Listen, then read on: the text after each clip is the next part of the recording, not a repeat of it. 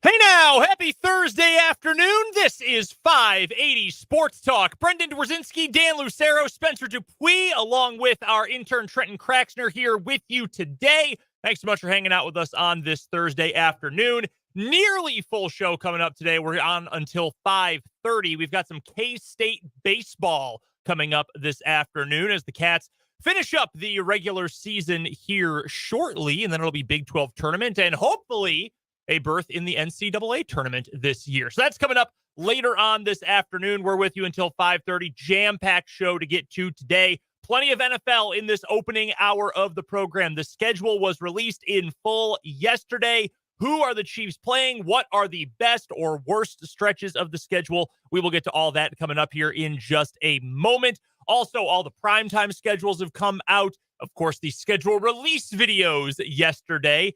The Chiefs one was one of those oddly satisfying things. I can understand if you were not sold on it. They just had a hydraulic press crushing things related to all of the opponents.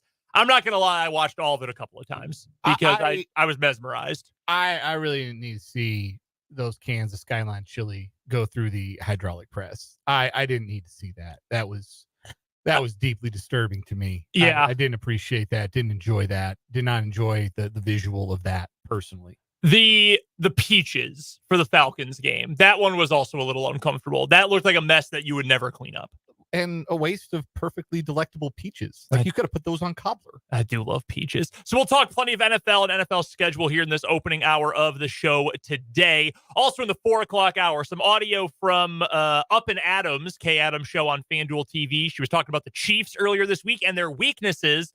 And while I don't agree with everything she had to say, I do agree with the final point she made about the Chiefs and what is actually going to close the gap between them and not just the AFC West, but the entire rest of the AFC. So we'll get to that in the 4 o'clock hour today. Also, some Royals to get to. We didn't have a show yesterday for the most part, other than 22 minutes. But that's because the Royals played the Mariners in the afternoon, and it did not go especially well for the Royals, especially on the offensive side of things. So we'll get to that game, some other Royals talk here in the 3 o'clock hour of the show. Little college football later on. We've got today's 580 Sports Talk headlines. What is wrong with you? Rick Peterson will also join us bottom of the 3 o'clock hour for this week's Lewis Toyota High School Whip Around. All of that and much more coming up today here on 580 Sports Talk. We want you to be a part of the show, and at this point, you know exactly how to do so. You can either text us on the Top City Metal Supply text line, 785-272-9429, or you can find us on YouTube. Head to youtube.com, search 580 Sports Talk, and you will be able to find us. Subscribe to our channel while you're there. Shout out to the two of you who subscribed between yesterday's show and today. Appreciate that. So go subscribe while you're there, and then you can hang out, watch the show, and hang out in the YouTube comments as well. You can also find the video stream of today's show on Twitter. At 580 Sports Talk is our Twitter handle. You can find it on Facebook. WIBW News is our Facebook page, and on our website, 580WIBW.com. The Chiefs' schedule has been released real quick, breezing through it. Back-to-back games at home to open the season, opening Thursday night against the Ravens, then week 2 against the Bengals. That game will be in the afternoon. We already knew about that one. Sunday night football against the Falcons in week 3 on the road. On the road against the Chargers week 4, afternoon game. Week 5, Monday night football, taking on the New Orleans Saints. Bye week in week 6, early bye for the Chiefs this year. 2 more afternoon Sunday road games in week 7 and week 8, San Francisco and Las Vegas. That used to be the 2 trips to the Bay. Now it's just 1 trip to the Bay Area. Then finally, week 9 and 10 back at home for the Bucs and the Broncos. That Buccaneers game, again, Monday night football. Bills on the road, week 11, afternoon game. The Panthers on the road, November 24th, just after Thanksgiving, noon kickoff. That's what it takes for the Chiefs to get a regular old noon kickoff. You've got to play either the Broncos or the Panthers. The Week 13 matchup against the Raiders, that will be Black Friday. That is November 29th. That's a 2 o'clock in the afternoon kickoff. Chargers on Sunday Night Football, Week 14 at home. On the road, Week 15 against the Browns. That's another noon kickoff. Then, Week 16, Texans at home. That's right before Christmas. On Christmas Day, that's a Wednesday noon kickoff against the Steelers. And then against the Denver Broncos in Week 18 on the road. So that is your full schedule for the Kansas City Chiefs this year. Big things that I take away from this. Number 1, Chiefs play technically only 5 primetime games because the NFL bylaws state that a primetime game is played at night. That's all that means. Yeah. But the Chiefs play 8 games when they are the only game on TV. 8 of them. So there will be half of the regular season. When the Chiefs play, they will be the only team on TV, which is kind of crazy. The only game. The only game on TV. Yeah, there will be another team. Game. Or not TV. It's not your game's on TV. Okay, yeah, they will play. Will play on other networks at some point. You can't turn on your TV and watch the Chiefs on Christmas Day, unfortunately, right? Which sucks. Only 3 noon kickoffs this year. We mentioned those: the Browns game, the Panthers game, and the Broncos game. That's week 10, 12, and 15 in reverse order. 3 of the last 4 games of the year are going to be on the road. The only home game in that stretch, week 16, the Saturday against Houston, noon kickoff. And from week 3 through week 8, 1 home game. 1 home game and the bye week. Otherwise, 2 road games back-to-back, Falcons and Chargers, 2 road games back-to-back, 49ers and Raiders. This is not a quote-unquote favorable schedule for the Chiefs because they will play 6 of the 7 days of the week. The only day they're not playing is a Tuesday night or a Tuesday afternoon at this point. They're going to play every other day of the week. They are in primetime a bunch. And even though they get to play at home the first 2 weeks, you've got to take on the 2 teams you could argue are the 2 biggest contenders for their crown in the AFC in Baltimore and Cincinnati. So it'll be a fun schedule, lots of marquee games, but the NFL is certainly not doing the Chiefs any favors with this schedule this year. And I think you've left out the 2 things that I think are the most frustrating from a competitive fairness / player safety aspect. Number 1, the early bye. The week 6 bye is rough. I think if you ask any team in the league, you'd rather take your bye late than early. Their bye being week 6 is a tough one. Mm-hmm. Then they got to play 3 times in 11 days in December. We have known for a very long time that anything the NFL says about a commitment to player safety is absolute garbage. Like, they don't care. They 100% don't care. We know that. Yeah. It doesn't stop it from being frustrating when it's this patently obvious that they don't care about player safety to the point where they're going to schedule. And again, the Chiefs are not the only teams going to go through this. The Texans and the Steelers and the Ravens have to deal with this. And those are 4 teams that have, these 3 teams with legitimate playoff aspirations and 1 team in Pittsburgh that I think aspires to make the playoffs because that's what they do. Those are the organizational standards of the Pittsburgh Steelers, that they are a playoff contender. But the Texans have their eyes on bigger things than that. And the Ravens and the Chiefs are championship caliber teams. Their idea is win the Super Bowl. They enter this season with Super Bowl aspirations. And you are making them play 3 times in an 11-day span in December. So you can get Christmas Day games. So you play on Christmas on Netflix at noon on Christmas Day. It's a echo. I turned my volume off too. I think that's a farce. I think at the very least they should have given all 4 of those teams that have to run that 3-game and 11-day gauntlet there at the end of December. They all should have had week 14 off. That would have been slam dunk, right? Give them a week off before they've got to go do that. Or maybe you give them the week. I don't think there's typically any buys that late into the season, but maybe you give them a week 15 bye. Just to get it prepared for that, like that I know at the end. Like in college football, usually the week after or the week before teams play on, like specifically the Sun Belt, when they played on Wednesdays or Thursdays, they gave them their bye week prior. To make sure that they were rested for, instead of having a week on short rest, you just make sure they have either regular or extra long rest. And something like that would have made more sense. And what this does, what having to do all that at the end of the season does, is it makes it real important. You don't play with your food early in the season. You take care of your business. You want week 18 to mean nothing. You want week 18 to be a meaningless football game one way or another. Either you've already wrapped up the 1 seed or you've already wrapped up a division and you know you're getting your first round home game. I even think, like, if the number 1 seed is on the line in week 18, rest to me would be more important than getting the 1 going into the playoffs Interesting. coming out of 3 games in 11 days. I would rather be a rested team with the 2 seed than a team that had to play that would then be 4 games in 18 days with the number 1 seed on the line. Nah, man, I'd rather not tax it. Even though you get the rest anyway, then. But obviously, they play the Broncos. So by the time January rolls around, you could probably win with your backups, maybe. Well, that's also certainly possible, depending on how bad they are, too. Yeah. Because that's the question. I see what you're saying, Dan, totally. But that's an interesting calculus there. If that's on the line, if it's winning in to get the first round bye, do you just say it's not worth it? We won the Super Bowl last year without it. We don't need it. Let's get the rest right now. Or do we push through and say 1 more week, then we know we get the week off? It's an interesting calculus. Maybe you're really selective about it. Maybe this is NBA style load management. Maybe you look at week 18 and say, hey, we're going to have to do this without Kelsey. We're going to have to do this without Chris Jones. We're going to have to do this without Joe Thuney, the most veteran member of the offensive line. We're going to have to do this without, if there's been some other guys maybe managing some injuries as the season has gone on.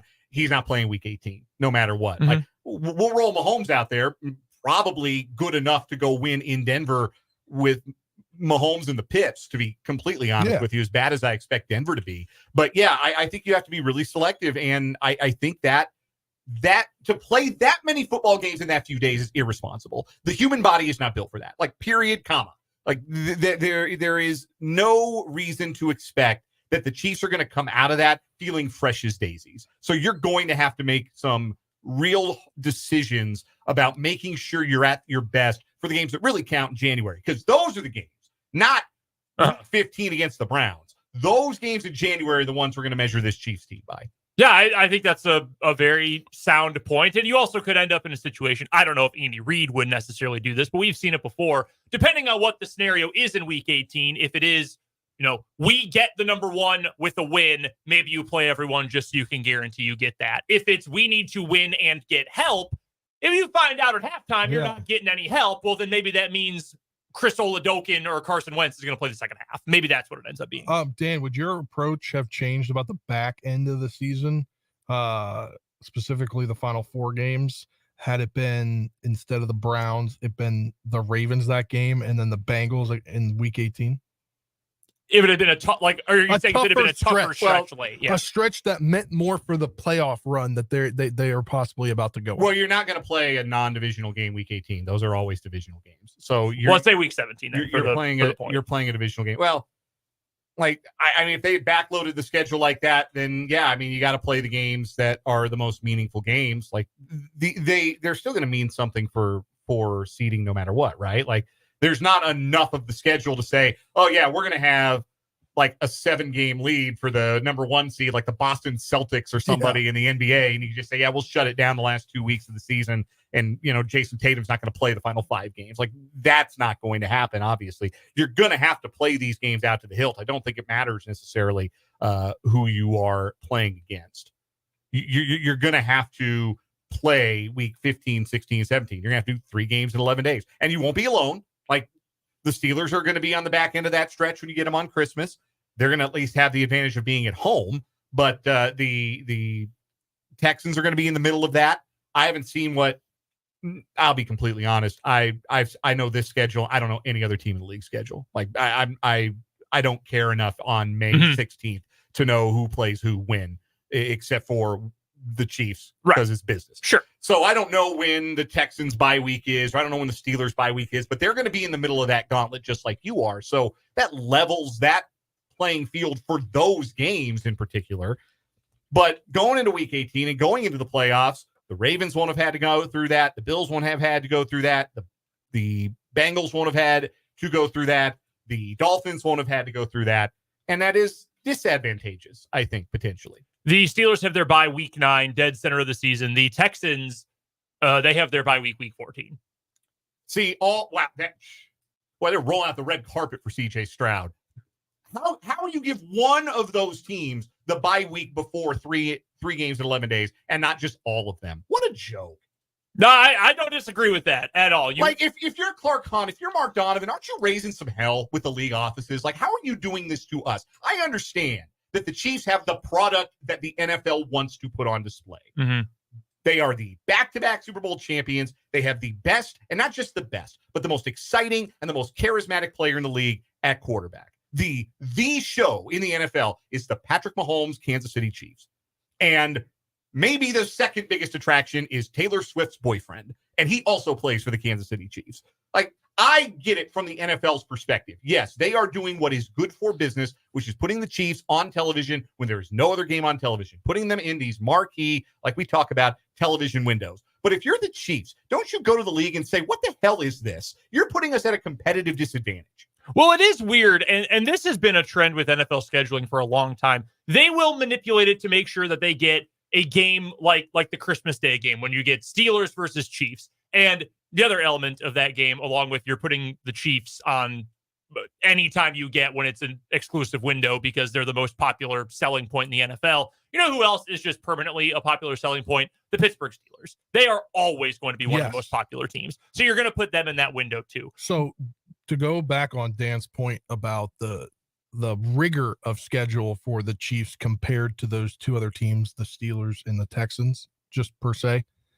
Steelers final few games, December 15th, Eagles, at Ravens, the Saturday game, Christmas, obviously Chiefs, and then they end the season with the Bengals. That's a tough stretch. That's crazy. That is unbelievable. And the Texans, who have their bye December 8th, they'll play the Dolphins the 15th, the Chiefs the 21st, the Ravens obviously on Christmas, and then they end the season at the Titans.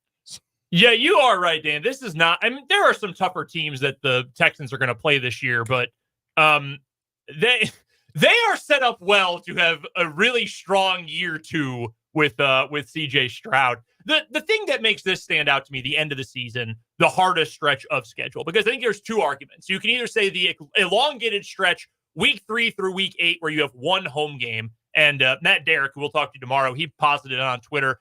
You know why that probably is? You know who has multiple home games in that stretch? Kansas Jayhawks. You know where they're playing most of their home games this year? Arrowhead. Probably has something to do with that, although you would have thought the Chiefs would have gotten the benefit of the doubt there. But I think the end of the season is harder. Games in December against teams that have defenses like Cleveland and Pittsburgh, really difficult. Those are going to be two of the best defenses in the league yet again after you've played a ton of football. And like you said, with the bye, you're not getting any of the benefits from the bye week by weeks 15, 16, 17, 18. Also, it ain't going to be 65 and sunny in Cleveland and Pittsburgh on the 15th and 25th of December. No, it's going to be gross. And probably snowing. I don't think this is as pronounced as it is, say, in basketball, where if you get bounced in the first round of the NBA playoffs versus a team that makes it to the NBA finals, that's a month and a half difference in how much basketball you play in a given year, let alone a team that didn't even make the playoffs and is done on April 11th versus, a team that's going to go play for the NBA finals. That is so much more basketball you're going to play. The Chiefs in the last 2 years have played in more football games than any other team because they have made it to back-to-back Super Bowls. If you want to just stretch this out over a longer period of time, the guy who has played more football, and I don't have this in front of me, but based on how few games he's missed and how many Super Bowls the Chiefs have played in, I would imagine that the guy who's played the most football in the entire NFL since 2019 is probably Travis Kelce.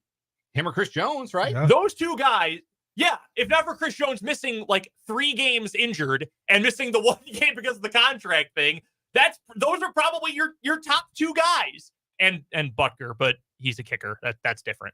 Like, those guys have played a ton of football. And if you're saying Chiefs played more than anyone else other than the 49ers last year, after playing more than anyone else the year previously, now you're going to have an early bye week, tons of road games late, and the last stretch is going to include playoff contender Browns with an elite defense, Super Bowl contender maybe Texans on a short week, then elite defense, if nothing else, Pittsburgh on a really short week, and then divisional matchup on the road week 18 with a team that who knows what they're going to have to play for. Like, that is really difficult for anyone. I don't care if you have the best roster, best quarterback, best coach, all of those things. That is a really tough piece of business at the very end of the year when the common school of thought is you want to be playing your best football at that time of year. Very rarely do you run into a team who goes on a championship run when they don't have a good December and January. The only great example of that in recent memory, and this is 12 years ago now, is the Baltimore Ravens in Super Bowl 47, the 2012 season, where they went like 1-3 in their final 4 games, went on to win the Super Bowl. That's not normally how it works. No. That is not kind to the Super Bowl champs. Now, last year, we can certainly say that the Chiefs were not playing their best football for any lengthy stretch of time before they got to the postseason. Yeah. And we saw how much that mattered or didn't matter. So at the end of the day, all that matters for the Chiefs, all you care about is get this team to January, be healthy. We have the best football player in the world. We can win on the road. We can win anywhere against anyone, anytime. And let's take the run at history. Let's take a run at 3 Super Bowls in a row. That is made much more difficult by the way this schedule is built. And yeah, I don't know if Clark Hunt has pets. I don't know if he's got a dog guy or a cat. I think he got a dog, maybe. I don't know. The dog guy, cat guy, I'm sure. Whatever. All I know is if I were Clark Hunt, I'd be mailing a month's worth of that pet's leavings to Roger Goodell's front door as a way of thanks for this schedule. Really appreciate you doing us a solid with this one. The one nice thing that I don't know if there's a stretch in particular that's, ooh, wow, this is great. But I only really see the 2 parts of the schedule where you have back-to-back, like, marquee, difficult games. First 2 weeks, Ravens, Bengals, both at home, but that's tough. There's no denying that's going to be tough. Weeks 3 through 5, you get Falcons, Chargers, Saints. You should win all of those games, probably going away. Chargers will give you a run because they always do, but you should win all those games. Then you play the 49ers, and then after that, you get the Raiders, who you probably should win. And before that, you have your bye week. The Bills game, week 11.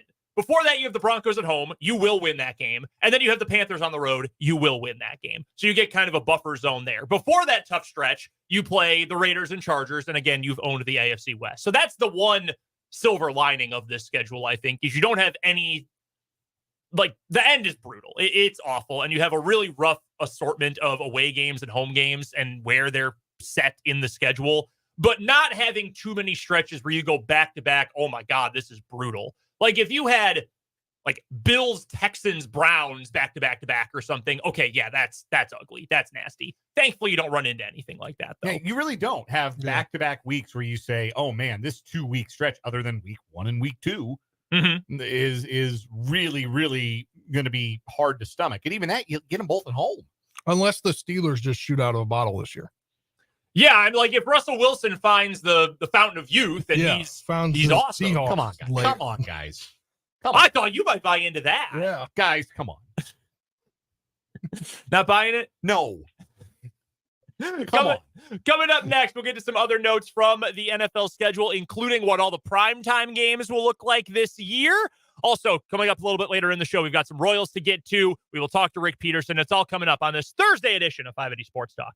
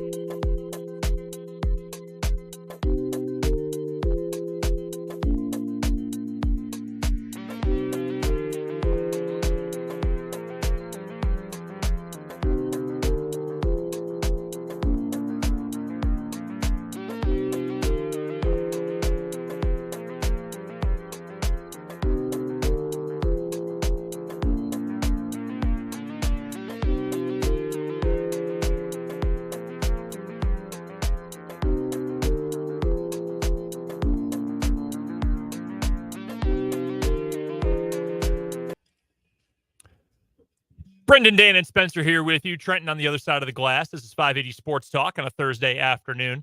I assume everyone here has seen the Los Angeles Chargers schedule release video on social media. Yes. Yeah. They do a great job catering exactly to people who are in our age demographic. People who are on Twitter all the time and also played The Sims, or last year watched anime. Like, just catering exactly to the type of people they know are going to watch this video. It's very joke dense, right? Like you have to watch it multiple times Yeah. to get all of the references. It's sort of like watching an episode of 30 Rock. It's just the joke density is very, very high, and an astoundingly high hit rate on those jokes too. Yeah, it's really funny. They had a QR code in one of the Raiders previews where if you went to the link and then it said, click here if you're a Chargers fan, click here if you're a Raiders fan. If you clicked on the Raiders link, it sent you to like an application for Clown College. The World Clown Association. World Yes. Clown Association. That's what it was. They I also can't believe that exists. I'm going to start referring to like my enemies as the World Clown Association. That's pretty good. Yeah. That is a really good burn. They had Aaron Rodgers being scared of Wi-Fi. I thought that was pretty funny at the very end. 5G. Being scared of 5G. They roasted Harrison Butker. We came up with a plan. Dan, well, I don't know about a plan. Dan and I said the other day, we're not going to talk about the Harrison Butker thing because I'm going to be honest with you, I can't stomach it. I don't want to put up with it. Yeah. So we're not going to talk about what he said. No, he wore a lot of hair gel. Like, Yeah. that's a lot. Do you think he wears that much on game day?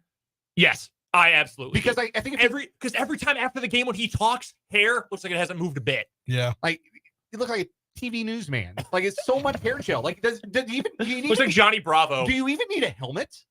Like, if you're wearing that much, and you know the beard got like the beard butter too. Like, at that point, doesn't it just function as a helmet and a face mask?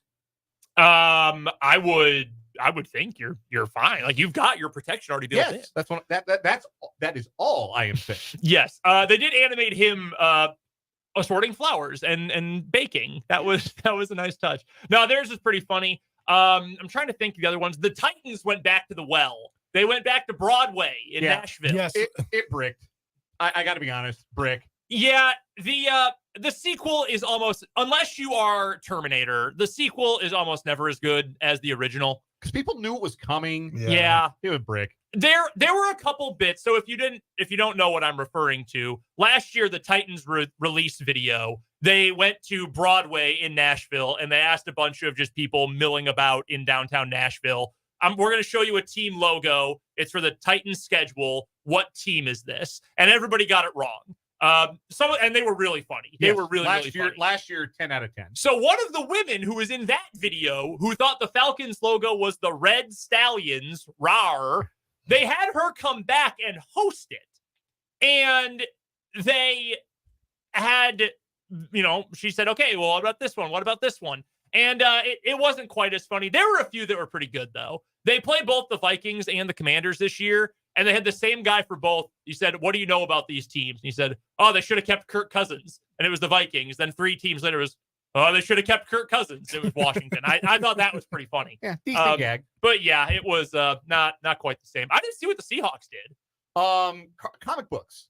Comic book cartoon art, like the multiverse. Oh, okay. Of cartoon. Like, if I were a comic book reader, I think it really would have hit a chord with me. Sure. Otherwise, it's just like, oh, this is like, obviously there's a lot of art and craftsmanship. Mhm. I thought the best one, speaking of art, was the Colts enlisting the Art But Make It Sports Twitter account for That's funny. pictures of all 17 of their opponents. That's pretty good. And what famous art that it resembled. I thought that was exceptionally well done. I'm surprised you picked that one as your favorite. Did you see what the Lions did? I thought this would be right up your alley. Second favorite. Okay. Yes. My guys from Detroiters. Yes. Yeah, very funny. I know you're a big fan of Tim that Robinson show. and Sam Richardson are extremely funny. Yeah. And that was pretty good bit. Yeah. The other notes from the games, Sunday night, Monday night, and the Thursday schedule. All of these other ones. Thursday night, historically, the games, not great. I got to be honest with you. On paper, a pretty good schedule. Now, a lot of divisional a games. lot of divisional games. I like that. Will the games be as good as your regular Sunday games when they're played on Thursday? Most people would tell you probably not. But you look at a schedule that includes like 49ers Seahawks. That should be a good game. Vikings Rams has some intrigue to it. If the Jets actually get their quarterback, they play the Texans in week 9. You get Bengals Ravens, Packers Lions, the Rams again, they're playing the 49ers, Bengals versus Browns. Pretty good schedule. Probably the best one they've had for Thursday Night Football. The first 5 games they're airing are divisional games. Yeah, they are. I didn't even notice that. Yeah. They are putting the Patriots on a week 3, though, which is kind of Well, gross. they're doing the AFC East the first 2 games. Yeah, that's true. They're getting all 4 on. They've got Bills versus Dolphins in the first one. There is nothing that sits here and stands out as like immediately yucky. And in a possibly related note, I do not see any AFC South games. Yeah, I don't see any AFC South teams other than the Texans. that is a great point. Al Michaels came into NFL offices with a gun and he said, I am not watching the Titans. I am not going to Jacksonville. Hell no. The only one for Thursday night that I look at and immediately think this is going to be gross. Week 7, October 17th, Broncos at Saints. And even then, Yeah. you've got like an irresistible like narrative. Oh, that you yeah. could go with for Yeah. 3.5 Sure, hours. sure. No, that's a good point. No, that game is going to reek. Yes. Sunday night schedule, for the most part, pretty good. I mean, that's the premium window for the NFL. The game should be pretty good. Week 10, Lions, Texans. That game might have 100 points. That will be a whole lot of fun. The Monday night schedule for this year, they even did a fairly good job of. I got to be honest, though. The doubleheader, the Monday night doubleheader. Why? Yeah. What is They're the doing point? 2. No, they're 3. doing 3, 4. actually. They're doing Or 4. 4. Oh, wow. 3 will have an extra game on ABC, and then 1 is going to have an extra ESPN Plus. And to be fair, Chargers Cardinals absolutely belongs on ESPN Plus. Put that game on ESPN minus. It's a great. And then bit. they're doing 1 week 18. Yeah, and doubleheader weekend. TBD doubleheader. Yeah. Well, at least that's a double. That'll probably be Saturday again. At least that's Yeah. 5, weekend- actually. well, at least that's a weekend doubleheader. I'm talking specifically Monday night. Yeah. though. Like, why are you putting 2 games on at the same time on Monday night? Who is that for? Who does that benefit? Not me. I mean, I have 2 TVs. I'm going to watch both games. I'm not the target audience for that though, because I'm going to watch no matter what.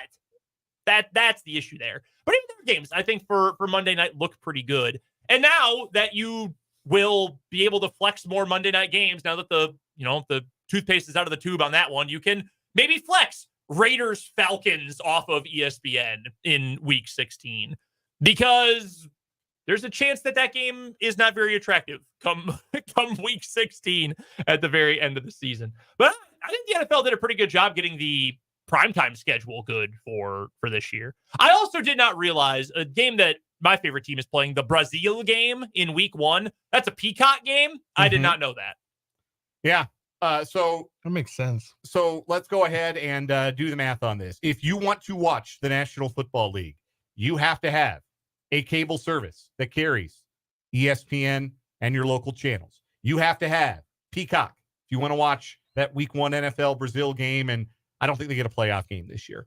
I think it's just that one. You have to have ESPN Plus if you want to watch one of those Monday night doubleheader games on October 21st. You have to have Amazon Prime so you can watch all the Thursday night games. And Black Friday. And the Black Friday game and the wild card. Yep. Stream only game. So that's what you have to have if you want to Then watch you all have the to have NFL. Netflix. Yeah, forgot Netflix for the Christmas games. You got to have Netflix if you want the Christmas games, and if you want to watch just all your team anytime you want, you got to shell out for the Sunday ticket or Red Zone. Red Zone costs Speaking you of Sunday extra. ticket, It's so damn expensive to watch this stuff, and the NFL knows you'll shell out. You Well, will do it if it is your team. I got a gripe especially. with Sunday ticket. But real quick, I just wanted to add, I did see someone make the argument yesterday saying, and their argument was the counter to yours, Dan, that it's expensive, but everyone already has all these things. Like if you're a sports fan, you probably already have ESPN Plus. A lot of people have Peacock, Netflix, whatever else. And personally, the thing that makes me the angriest is I would like to watch these games on Christmas Day and have to too because of work. I love watching NFL football, though. That's the one service I don't have. And it's also, I'm pretty sure, the most expensive. That bothers me. For me personally, that is the thing that irks me. But burner email and 7-day free trial, right? Yeah, that's true. I think The Guardian did a thing where they said, if you were going to pay base price for all of these things over the course of the year, it'd be like $1,600. Sick. If that includes if you did Sunday Ticket. What do you want to say about Sunday Ticket? I have a gripe about Sunday Ticket. So currently I am for the next like month or two, I'm still under my sister and her husband's YouTube TV. Mm-hmm. So it's still giving me DC, but I'm going like it's not great because it's gonna kick me out here soon. Okay. So when my girlfriend moves to town, she has YouTube TV, so I'm just gonna go onto hers and we're gonna split the cost that way instead of me paying my sister. Well, I got an email like a week ago from YouTube TV. They were offering a promo for Sunday Ticket. And that promo on the account that I currently am on makes it until today $179 for the entire season. So I was like, that's a heck of a deal. Then I told my girlfriend to check her email last night after the schedule came out to see if it was worth it for us. She's a Browns fan. Obviously, I'm a Commanders fan. If it's worth it for us to get Sunday Ticket. And there's only like 6, I think, total primetime games between the two teams. Yeah. So I was like, it's definitely worth it for $179, I think, to watch all of our games. But if you're switching accounts, it's not going to do the promo. So she looked in her email and the promo for her was $249 or $229. And I was like, what the heck? And you know what? Maybe not you guys, but they know people are going to do it. I could not believe. So we did it. We there did you go. it. There But you go. we didn't know it until after the fact. I had no idea. Obviously, Sunday Ticket is popular. I said this past season. I had no idea how many people had Sunday Ticket. Like to me, that was always like an indulgence, like a super indulgence luxury. But when they had, I guess it was 2 years ago now, they had an outage like week 2. Maybe it was even this past year. They had the whole service go down and people couldn't use it for like the whole noon window. And my whole Twitter was, I can't believe this is broken. I thought, damn, y'all have Sunday Ticket? I do not. Like I live with the local games or occasionally, finding a way to watch the Green Bay Packers. Like occasionally you need to do what you need to do. You go to a bar, you do something else. I had no idea how popular it was. It's gotten more popular since they pushed it to YouTube TV. Because you can watch it on YouTube and not be a YouTube TV subscriber. The salary cap is going to hit $1 billion within our lifetime. Like until it pops, because I keep hearing it's going to pop, it's going to pop. Well, until it does, it is just going to keep going up, which the players like because they get paid more. But they just rake in money like you wouldn't believe. They are America's #1 lobbying firm and also maybe soon to be America's wealthiest corporation at some point. It's unbelievable. We'll get to a couple notes on strength of schedule coming up next here on 580 Sports Talk.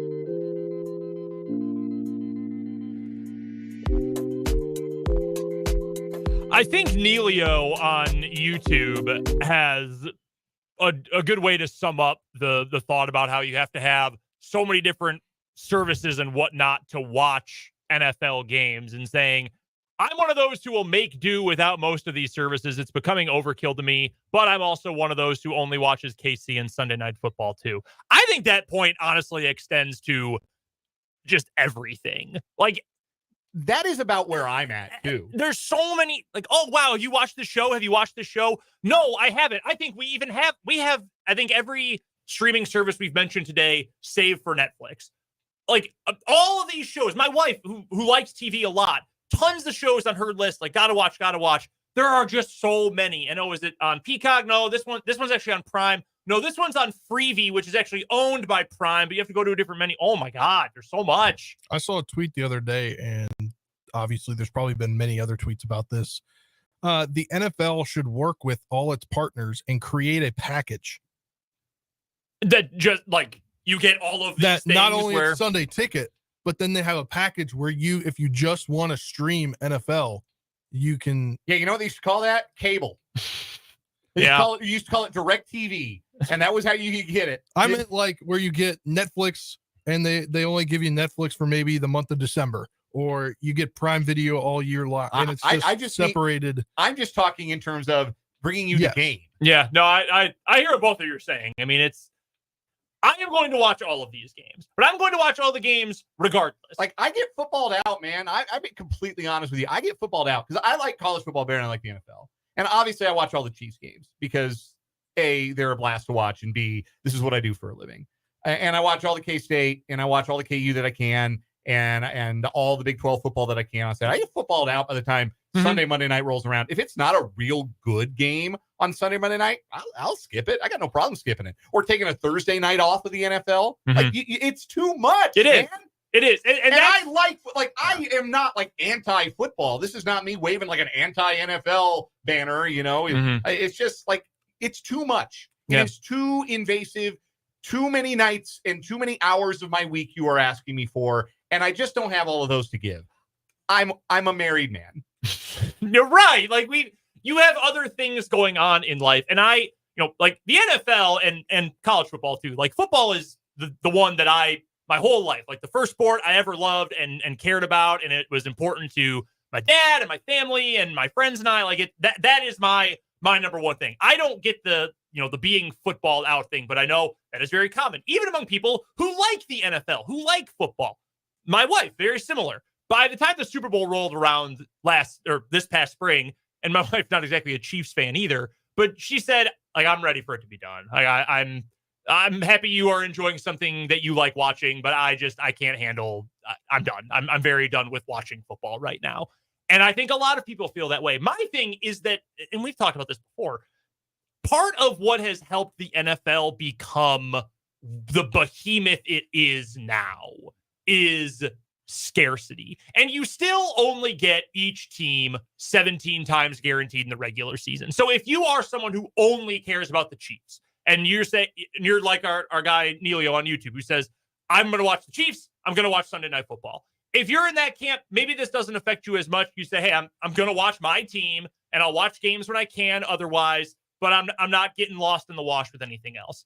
To me, the problem is more so that as someone who does want to watch as much as possible, you're running into, well, shoot, if I really wanted to watch this game, but it's Thursday. Oh, well, then the Chiefs play on Friday. Okay, I got to block out time on Black Friday. Well, they also have Saturday games next week, so then I got to plan for a game on Saturday, then the full slate on Sunday. Oh, shoot, a doubleheader Monday too. Like, I want to watch it, but you're making it harder on me, and also less likely to subscribe to something like, not Red Zone, Sunday Ticket. If you're putting games on every other day of the week, it gets to a point where I can only do so much. Like, I have to cook and clean at some point. Like, I've got responsibilities. I got to take the car in. I got to, my wife and I have plans. She would like to see me, just us two, for like 20 minutes. Yes, take care of the yard. Take care of the yard. There's so many things. It is just hard. As a consumer, I will find a way to watch the games on Netflix or Peacock or wherever. Obsessive football fan, will do that. To me, it is more so, damn, if you spread it out so much, that just gives me more excuses to not watch the game wherever they are. That's the problem for me. Like sooner or later, you have to take a Thursday night and be like, you know what? I don't need to watch Texans or Saints Broncos that bad. Like, I don't need this in my life. I would much rather like watch a movie with my wife. And I mean, hasn't that been an excuse recently? Or you know, for those of you who have kids, like I'd much rather go do stuff with my kids. Yeah. Go ask our former co-host about that. Go ask Jake about that. Would you rather spend time with kids or watch Saints Broncos? That's the thing. And it gives you reasons not to watch. That has been an issue that I think Major League Baseball has faced with the quote unquote casual fan, or the NBA or the NHL, right? And this has come up before, talking about how the Major League Baseball fandom has become a more regional thing. If you're the quote unquote casual fan and you can say, yeah, I mean, I'd like to watch the Royals, but I can skip this game because they're going to play this weekend. I can watch this weekend when I have nothing going on, but I'm busy on Monday through Thursday night, so I'm not going to end up watching them. And I understand the differences in sports. Baseball, you need to have 162 games. I understand all of those things, but it still gives certain people a reason to not watch. The NFL has been incredible about keeping the casual fan for years and years and years and years.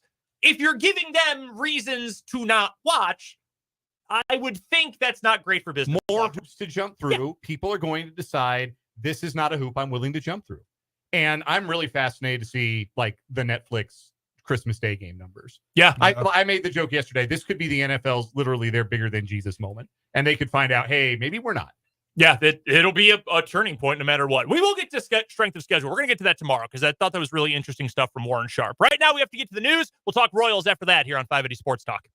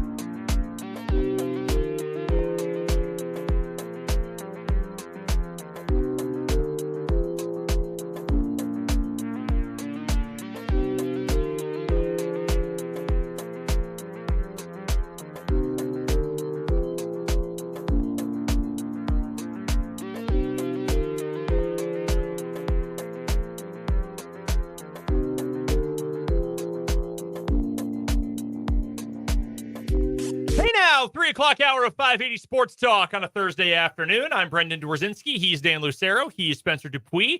On the board today, our summer intern, Trenton Craxner, hanging out with us. Thank you for hanging out with us as well here on 580 Sports Talk. Whether you're listening on 580 AM, 104.9 FM, online at 580WIBW.com, or watching us on YouTube, where our channel is called 580 Sports Talk. We're happy you are here with us today.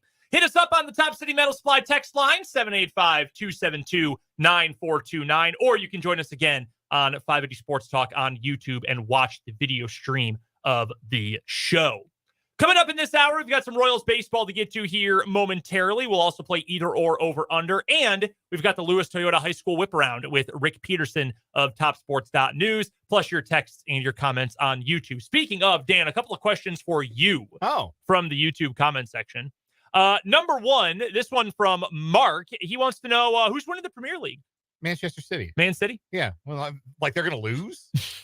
They cheat. They got all the best players. They spend that oil blood money, and they have all the best players, and they never lose. Don't multiple teams have oil blood money now? Yeah, but they have the most of it. They have the most of it. Yeah. They were first, too, if I remember correctly. Yes, first and most. Yeah, not surprising. Also, Vance asks, is that the dumpster monster hat or whatever team that is? I think he is referring to the Trash Pandas. No, this is the Yard Goats, which I guess is, another kind of trash monster. But no, Hartford Yard Goats, AA affiliate of the Colorado Rockies. I've had this hat for a long time. Have they always been the Rockies affiliate? No. Rockies had AA affiliates in New Haven, and gosh, they were somewhere else for a long time, and that's eluding me now because they've been in Hartford for the better part of a decade now. That's a long way.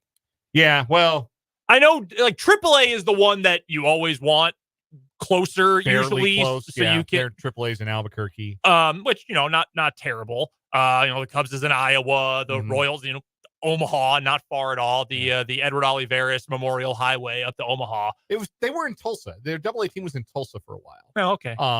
The Rockies before I think the Dodgers bought the minor league teams in Oklahoma. They bought a piece of the Oklahoma City team and the Tulsa team to kind of consolidate their players in that area at the higher levels of the minor leagues. And so the Rockies then went to Hartford. They've been in Hartford for a long time now. Interesting. I did not know that. I guess the Royals have had affiliates that are all over. I mean, they had Idaho Falls at one point, which is not exactly close. Yeah, the dearly departed rookie level ball. Yeah, they had the team in Idaho Falls.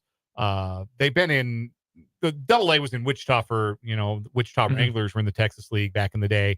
Then when the Wranglers departed, they've had the team in Northwest Arkansas. Yeah. Reasonably close. Not terrible.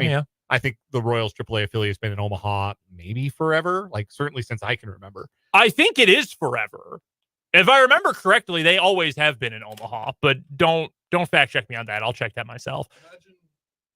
Imagine having your AAA affiliate being Fresno and California, and your team plays in Washington, D.C. Yeah, there are certain ones you would think it would make more sense. That was a 2-year thing to swap some around. Like I think the Wind Surge in Wichita right now.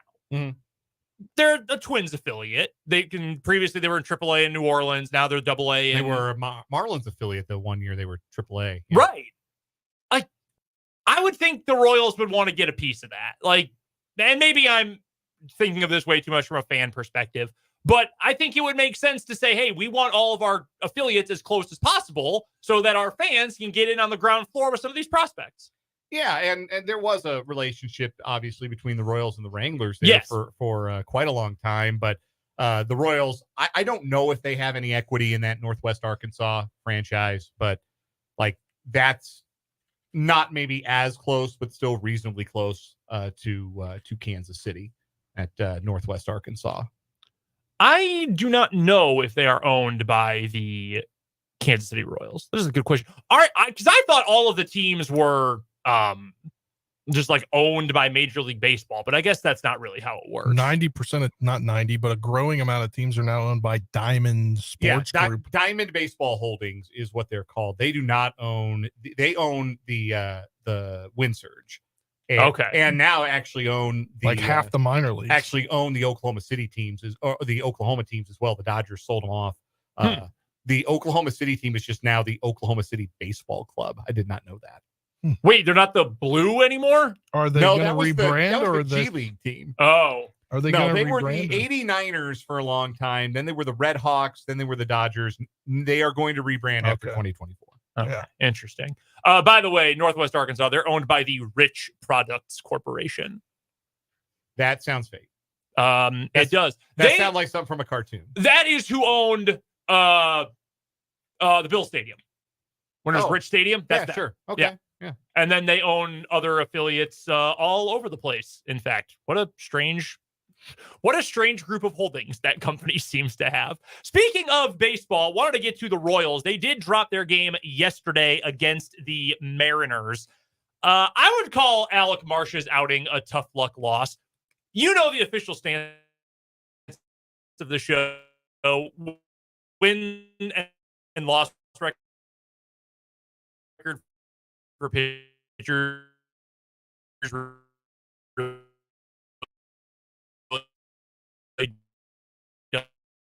does not matter, except if you have lots of wins, it's in the second inning. It would have been a hard play for anyone at third base. That's a sharp grounder behind the bag. Would have been a long throw. I get it. Adam Frazier had not played third base in 7 years. The last time he played third base, he played 18 innings there in 2017. 2017. That's it. He has played, I did the math on this, 0.37% of his career innings entering yesterday were played at third base. Jeez. Not even a 0.5% of the 6,400 innings he's played at third base. What?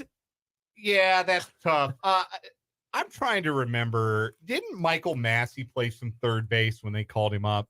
And maybe, he played some third base as a rookie in 2022. I don't know if it was a lot, but I remembered him. Okay, it was one game. Never mind. Yeah. I thought I remembered it being a little bit more substantial than it was. Maybe in the minors he played some more third base. I don't know. But, that's tough. I mean, I understand you want to give Michael Garcia a day off, and Garrett Hampson hasn't played a ton of third. Obviously, Massey hasn't played a ton of third. You know, Dan, he actually did play third base in the minors. He has played twice as much third base in the minors as he has in the majors. Yeah, I'm looking at it right now. Shut up. All right, that's pretty funny. Remembering him playing, that's gonna help me on an immaculate grid someday. Royals played third base at least once. Yeah, that's true. That is going to be a big asset at some point. That's going to help me on the grid. I used the other day after Garrett Hampson played in first base in that game. Where were they? Were they in? Is that the Angels? Yeah, I think it was. I think that was Anaheim. Yeah, They put him in at the end of the 10-4 game, I think. And the next day on Immaculate Grid, it was has played shortstop in at least one game and has played first base in at least one game. Boom, Garrett Hampson, light it up. 0.007%. That's pretty funny. A few others at least were up barking up the same tree you were. But I mean, Alec Marsh, I thought was fine. You got what you normally expected out of Alec Marsh. Would you have liked a little bit more efficiency? Yeah. Perhaps only able to get you through 5 innings with 102 pitches, but I thought the stuff was good. 7 strikeouts to just 1 walk. Did give up the home run. Royals pitchers did get bit by the long ball a little bit in this series, but otherwise, yeah, if your fifth starter gives you that performance, you feel pretty good about it. The thing to me that stands out the most about this series, and I imagine I'm not the only one who feels this way, you got to get more out of your offense. Yes. And it was, I believe, and again, correct me if I'm wrong here, 6 hits in the opener, 5 hits in the win. You got the clutch hit from Nelly.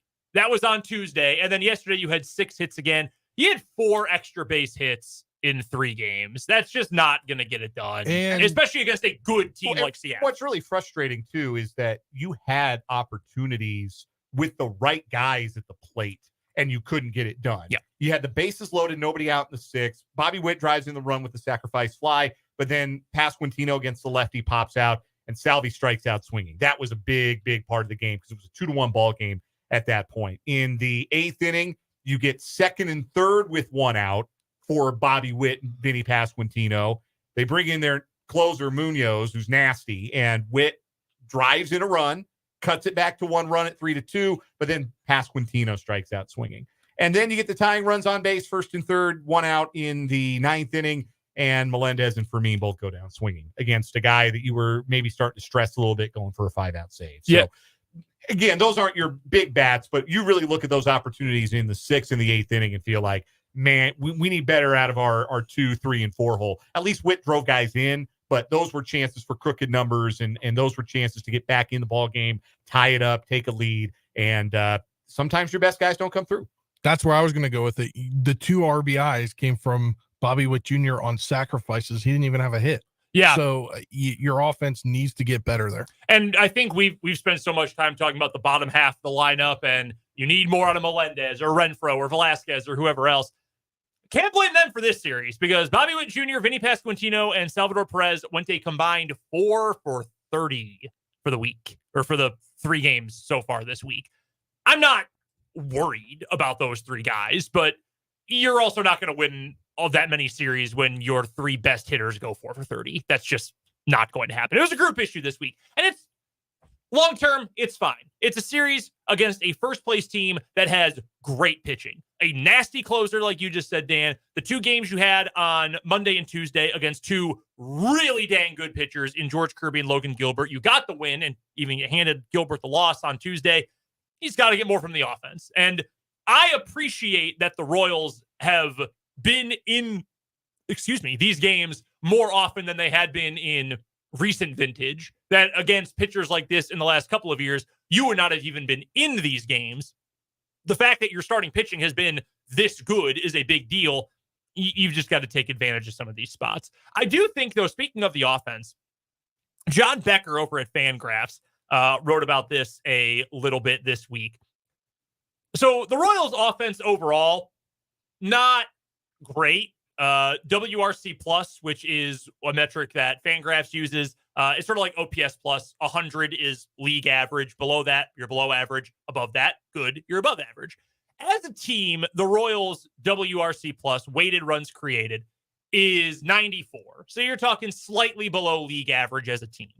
However, with runners in scoring position, 132. That's 32% better than league average. With runners on period, anywhere, 131. 31% better than league average. And in a small sample size with the bases loaded, 137.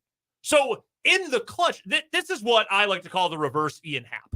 They are killing the ball for the most, not this series, but for the most part, they have been killing the ball. And those hard hits are turning into either productive outs or more hits, more runs, more base runners when they've got extra guys on. That's really impressive and seems a little bit unsustainable. But again, we're over a quarter of the way into the season right now. We're not talking about very many small sample sizes at this point. The Royals roster has actually been very stable, knock on every piece of wood possible. It's been very stable for the most part so far this year.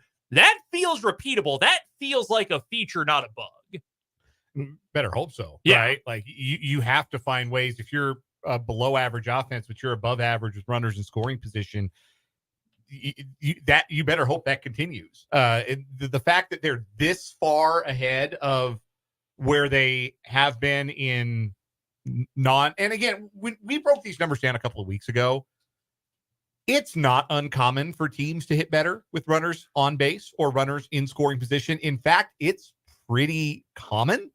It's the league-wide expectation, in fact, to hit a little better with runners on because there's more pressure on the pitcher. They're pitching out of the stretch. They're probably getting more fastballs to hit with if there's a speed threat on base or if there's a runner on third that you can't risk spiking a slider and having the run score. You just generally see more pitches to hit. So it's a little not easier because hitting a baseball in any circumstance isn't easy, but broadly, that's the expectation. You'll hit better with runners on than you do when there are not any runners on. But to hit this much better is something that the Royals have seized on opportunities all season, but it stands out when they don't because they're not creating a whole lot of innings out of whole cloth. They're not creating a lot of like piecing it together with like Seattle. It felt like when they needed a run, they hit the ball over the fence, and the Royals haven't, other than early in the season, exhibited that same kind of over the fence power. Our pal Lenny Dawson on the YouTube live chat makes this point that I think is worth highlighting from yesterday as well, that the Royals bullpen couldn't get a shutdown inning after the team would close the gap. Yeah, there were 2 occasions where the Royals really needed a 0. In the 7th, Tyler Duffy gives up the leadoff ground rule double. They bring in Angel Zerpa to try and get the lefty Rojas, and he gives up a single on the first pitch that scores the run to make it a 2-run game. Royals got that run back on the Witt ground out at the top of the 8th. Then the bottom of the 8th, Nick Anderson comes in. And like, if you saw Nick Anderson in 2019 and 2020, you saw one of the best relievers in baseball. Mm-hmm. Then the arm went bad. And now it's not the same guy. Like, it's 95 instead of 99. The curveball is not as reliably a threat to be a strike, so hitters can more easily spit on it early in counts and just kind of sit on that fastball. And Anderson had a nice little run of, I think it was 6 consecutive scoreless innings. But, yeah, right now he is not a plus-side guy. And you saw him give up the RBI single to Raley that pushed it back to 4-2. And with 4, 5, 6 coming up in the next inning, you really need to keep that to a run. You really needed to find a way to keep that a 1-run game, and Anderson couldn't do it. So, yeah, the front end, I guess you would say, of the Royals bullpen didn't do him any favors in that game. But when you look big picture, like I said when we were very briefly together yesterday, regardless of what happened in yesterday's game, the Royals are coming home from a 7-game West Coast road trip with a better record than when they left. They had a winning road trip, 4-3 on the road trip. That's a big deal.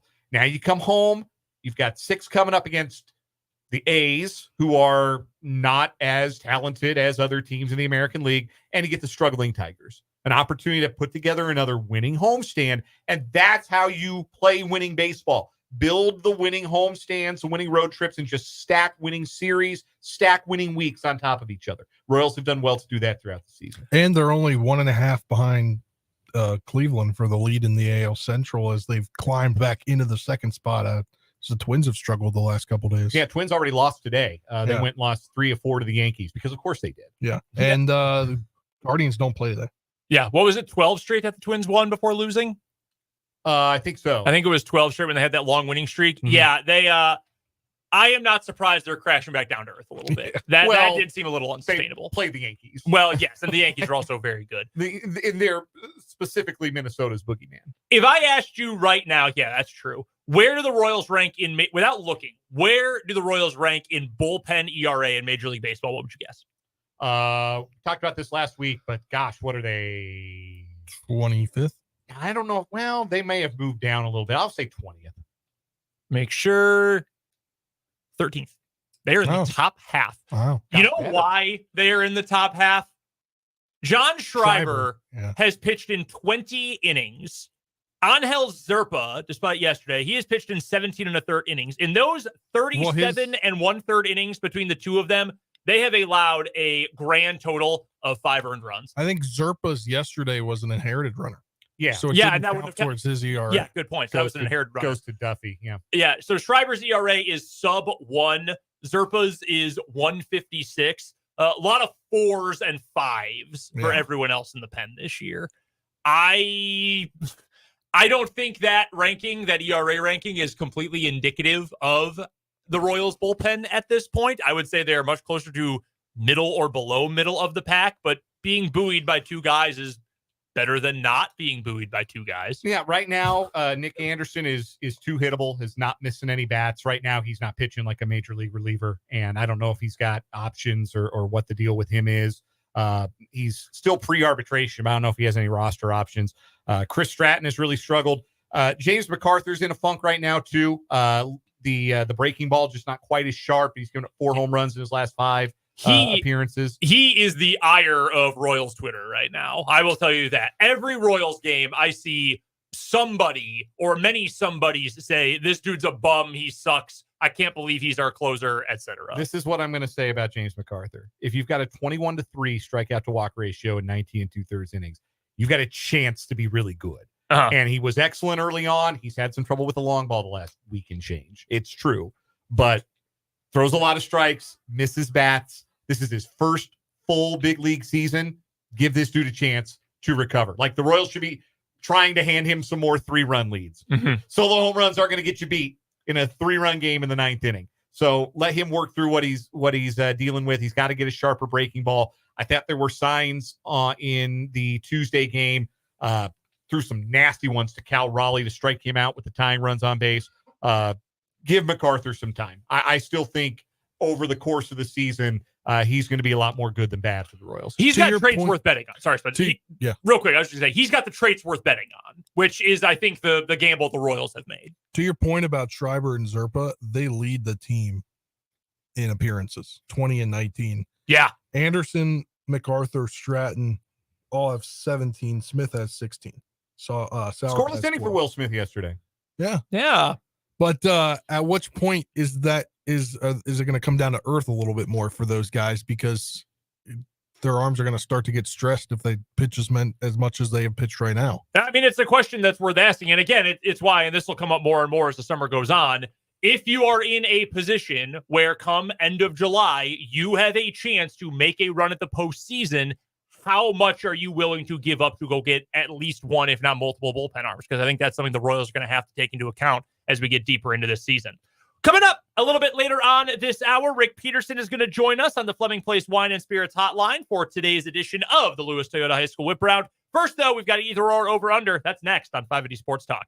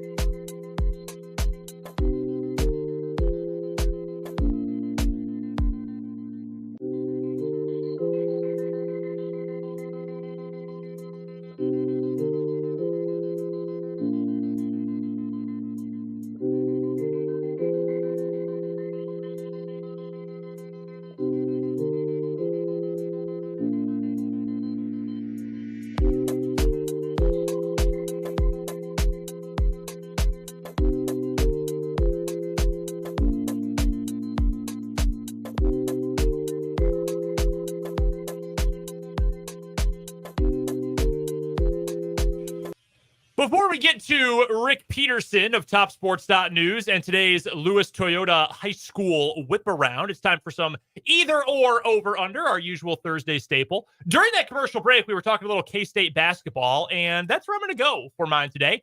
Cats earlier today picked up a commitment from I don't want to butcher his name. JUCO transfer, Chimaobi, he goes by just Moby, Chimaobi Ekegwaruka, who is originally from Ireland. He's from Galway, Ireland. Nigerian roots, I believe. I believe Nigerian is the roots, or Nigeria is where the roots of his name are from. So he is added. He was a JUCO D2 All-American last year, second team All-American last year. Led his team, Ellsworth Community College, no, not in Kansas, in Iowa, to the JUCO D2 Final Four a year ago. So that is now 10 scholarship players for K-State. Given how many players are still available from JUCO or in the D1 transfer portal or internationally, given where we are in the calendar, over under 11 and a half rostered scholarship players for K-State hoops next season. Over under what now? 11 and a half. 11 and a half. And they're at 10 currently. Yeah, they'll add 2 more. Oh yeah, easily. You think? Yeah, they'll get there. They'll get there. I'm not quite as confident in you guys. Not that I'm not confident they will add a useful player. I just don't know how many guys they still feel. And I genuinely don't know. Not trying to make a point here. I don't know how many guys out there they feel like are good enough to play at the Big 12 level. I think you're going to be surprised how many guys come out of the draft process still in the portal and nowhere to go. And Kansas State's going to have some playing time for some of those guys. The other schools might not. And I think that I think that's going to benefit Kansas State. I think they're going to add 2 more guys who are. I want to be careful not set the expectation too high, but I think they're going to come away with 2 guys who are rotation players at a minimum for them. I'm looking right now at the list of early entrants into the draft who are just, quote, testing the draft waters. The unfortunate thing is there still just aren't a lot of bigs who are out there. And look, if you're K-State, you'll take players anywhere. You can play, 5 out, whatever. There just aren't a ton of true centers out there. But if you are one of those guys, if you are Amari Williams from Drexel, who's a 4-5 combo, who might be willing to transfer away from Drexel if he can, if K-State's willing to tell you, hey, you're going to play 20 minutes, you're going to play 20 minutes in the Big 12, why wouldn't you at least take the visit, right? Yeah. So if they can find the right guy, Jason Spurgeon from Bowling Green, if you can find a guy like that who is willing to come in and even play backup minutes in the Big 12, you'll have the opportunity. The reason I came up with that number is I was going back to the first year that Jerome Tang was in town, and they said, hey, we got to rebuild this whole roster. All they had coming back was Marquise Noel and Ish Masood, and said, we want to get to 10, and then it was, well, we want to get to 11. We can get to 11. We'll be fine this year. I think if I remember correctly, they ended up filling out the roster that year. If I remember correctly, they did end up getting to a full 13 allotment. So I don't know. I hope so, because depth is a good thing. Depth is a positive. The over-under for wins on this next homestand for the Kansas City Royals. 6 games at home, 3 against Oakland, 19-26. 3 against the Tigers, 21-22. 2 starts for Cole Reagans, because the Royals get to start the top of their rotation. Reagans gets the ball twice. By the way, Reagans and Skubal next Wednesday. Oh, that'll be fun. Ooh, buddy. Hold my calls. Wins on the homestand over under 3.5. I'm taking the over at 4. They're 15-8 at home this season. I think they're going to make it 19-10 after the end of this homestand. Yeah, I mean, it's sound rationale. They should be able to win this series with the A's. They've been good at home. Yeah, why not? Then you get Reagans twice. You'll get Seth Lugo in there. You'll win the Seth Lugo start. Man, I can't believe I'm that confident in that at this point of the year. I never thought we'd get to that point. And I think there'll be a lot of fans there this weekend. It should be a great ton of crowds. fans with the amount of promotions they got going on. Yeah, should be great crowds all weekend long. I'll go with over 2. I'll give you the optimistic answer. I'm going to go under. I think they'll win the Oakland series, lose the Detroit series. Detroit's going to line up Casey Mize and Reese Olson and Tarek Skubal. That's going to be a tough series to win facing those 3 guys. Those are Mize has been going really well. Reese Olson's been unbelievable. Royals had a lot of trouble with him in Detroit a couple of weekends back, and Skubal has a case to right now, if the season end, to be the American League Cy Young. So That's going to be a tough series. Royals back in Waka and Marsh are going to have to be really good that Monday, Tuesday. That's a pretty big deal for them if Casey Mize is even somewhat what they thought he'd be as a prospect. He was number 1 overall pick, was he not? Yes, he was, out of Auburn, yeah. Yeah, it really has not done a whole lot in his career. Missed all of last season due to injury, but I mean, 3.50 ERA through 8 starts so far. Peripherals right on line with that. I mean, if he can even be that kind of pitcher, that next to Tarek Skubal, who's a legit ace, that's pretty good top of your rotation. My over-under that I've done is we've seen the Chiefs schedule. Initial May thoughts. I would be setting the Chiefs win total this year at 12.5 in the regular season. Are you taking the over or the under on that one? Taking the under on that one. But I think 11 or 12 is very achievable. But I had it at 11.5, and then I was like, I'm just going to bump it up. 11.5, I take the over. 12.5, I'm taking the under. I bumped it up to 12. That's kind of what I feel like. They're an 11-12 win team with the schedule they've got. And again, I don't think they're going to go out of their way to try and go get a 13th or a 14th win. I think that this is a team that has one goal, and that is to win the last game in February. And if that means they're extra cautious with injuries or they slow play December a little bit with the 3 games in 11 days, I think they're going to be willing to do that and sacrifice seeding because they know when they go into the postseason, it's the other guys who have to beat them. The Vegas number is what you had originally, Spencer, at 11.5. That's the Vegas number. I would take that easily. The reason I initially had it at 11.5 was they won 11 last year, but I think they've gotten a game better potentially with more receiver help.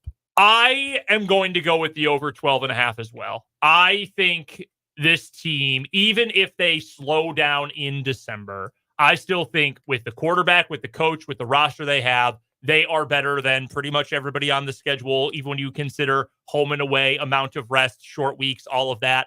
I would still take the Chiefs, and I will even use week 18 from this past season as an example. Nobody played for the Chiefs except Chris Jones until he got his sack, until he got his 10th sack, and he could hit that escalator in his contract. No one else was playing in that game. They still beat the Chargers. I don't know that the Broncos will be that bad this coming season as the Chargers were at the end of last year. I still think the Chiefs can get it done at that point. So I'm going to go with over. I think they're a 13-win team, and I would not be surprised if they got the number 1 seed in the AFC again. Coming up next, we move on to the high school front. Rick Peterson of TopSports.News joins us for the Lewis Toyota High School Whip Around on 580 Sports Talk.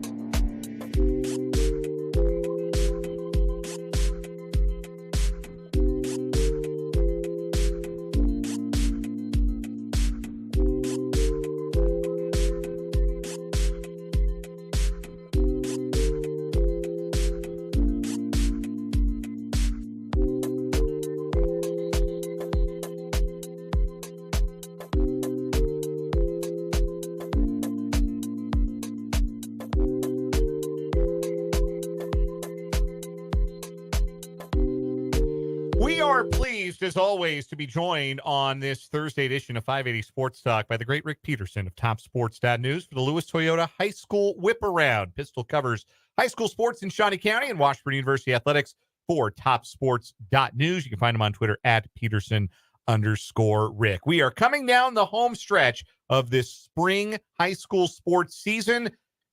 Boys tennis was the first sport to have their state tournament last weekend, and Pistol, not the hardware showing of years past for boys tennis, but still respectable performances put forward. Drew Fay from Care Paravel, fourth place finish to lead the city contingent. Yeah, we knew that kind of coming in. You know, there was no Tommy Hunters out there. There was no Cusick brothers. You know, there was some very, very good players, but there were some very good players across the state. So, you know, to have I think it was 8 medalists, I think is very respectable. 8 city medalists. Again, Drew Fay's fourth place finish in the smallest classification was the top finish for a Topeka singles or doubles performance there. State swimming getting underway, I believe today, state girls swimming. Yes. What is the city outlook for the state event? I know Washburn Rural and Seaman always send great contingents. Yeah, and they will, and we'll have a lot of competitors. Again, it's kind of the same as it was with tennis. We don't have that person that you know is gonna get at least in 6A for sure. You don't have that person that you know is gonna get like 3 or 4 going back. The dogs are pretty upset. They said there are some that'll get some, but now they're but 5A1. Seaman's going to be very, very, very good with the Walls sisters and Jocelyn Grace and Avery Samuelson and that group. They've been top 5, I believe, at least the last couple of years, and they'll be in that hunt again.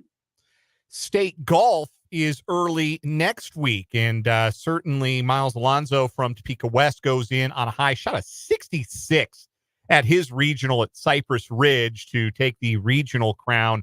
Outside of Alonso, who are the other city and county golfers who have a realistic shot at some medals and maybe some team hardware going into next week? Well, first of all, I've never seen Miles Alonso play better. He was just fabulous the other day at Cypress Ridge. I don't know how many golfers are out there listening, but on number 18, par 4, he drove the green from about 12 feet, sunk his eagle putt. You know, that's the stuff dreams are made of. But to answer your question, Rural is coming off a very good second place finish. All the teams now it's a 36-hole event. All the teams want to just stick around for that second day and get to that second day. And I think Rural has a chance to do that. Hayden has a good chance to do that. Cara Paravel has a good chance to do that. So I think all of them will be representative. Bryce Badsky, Silver Lake, a very, very good player. Senior, 3-time state medalist, going for a 4th state medalist. So, again, the capital city, Shawnee County, will be well represented. Rick Peterson of TopSports.News joining us. This is the Lewis Toyota High School Whip Around here on this Thursday edition of 580 Sports Talk. Let's shift to the Diamond regionals in softball and in baseball taking place this week. And I want to start with baseball. Topeka High going back to state, back-to-back years. It had been forever since Hector was a pup the last time that Topeka High had gone to state baseball when they qualified last year. They do it again this year. Nate Plankinton spins a gem. They beat Derby in the final. What can you tell me about how that program has been able to not just be a one-year wonder, to have built on that success from last year, continue to succeed and thrive and punch their ticket again to state? Well, it starts with Cody Miller, their coach, who's one of the most positive guys, enthusiastic guys I know. So it starts with that because he's instilled the belief that, hey, we can do this. And the other day was a perfect example of that. They're down 6-0 going into the bottom of the 4th and come back and score 9 straight runs to win that 9-6. and then and really had to sweat it out to the very last pitch. But I think he, like I said, has instilled that we can do this. And for them to go, to me, for them to go back to back after ending that long drought, and I don't even think Hector was even thought of at that point, but but for them to come back and prove they can do it, now you're building a program. You're not just that one year wonder, like you said. They're building a program, and I think that's what Cody wants to see. Speaking of programs that have been built over time, Shawnee Heights certainly expects success. Had a tougher regular season than they're accustomed to, but they pulled it together to make a state tournament run. That team certainly has a lot of high-end talent on it, led by the future Oklahoma State Cowboy Deacon Pomeroy. Yes, and I think it's great that Ryan Smith, who's had just a great career as their coach, gets to go out with a state appearance, because he's had a lot of them over his career, and to be able to close it out in Wichita, I think is cool for him in the program. And Deacon Pomeroy is great. He's a great catcher, but he's been a super pitcher for him this year when they needed some pitching. So he was one of my favorite players on the basketball floor, and he's definitely a stud in baseball. It will be Shawnee Heights making the trip to X Stadium at Wichita State University for the 5A state tournament.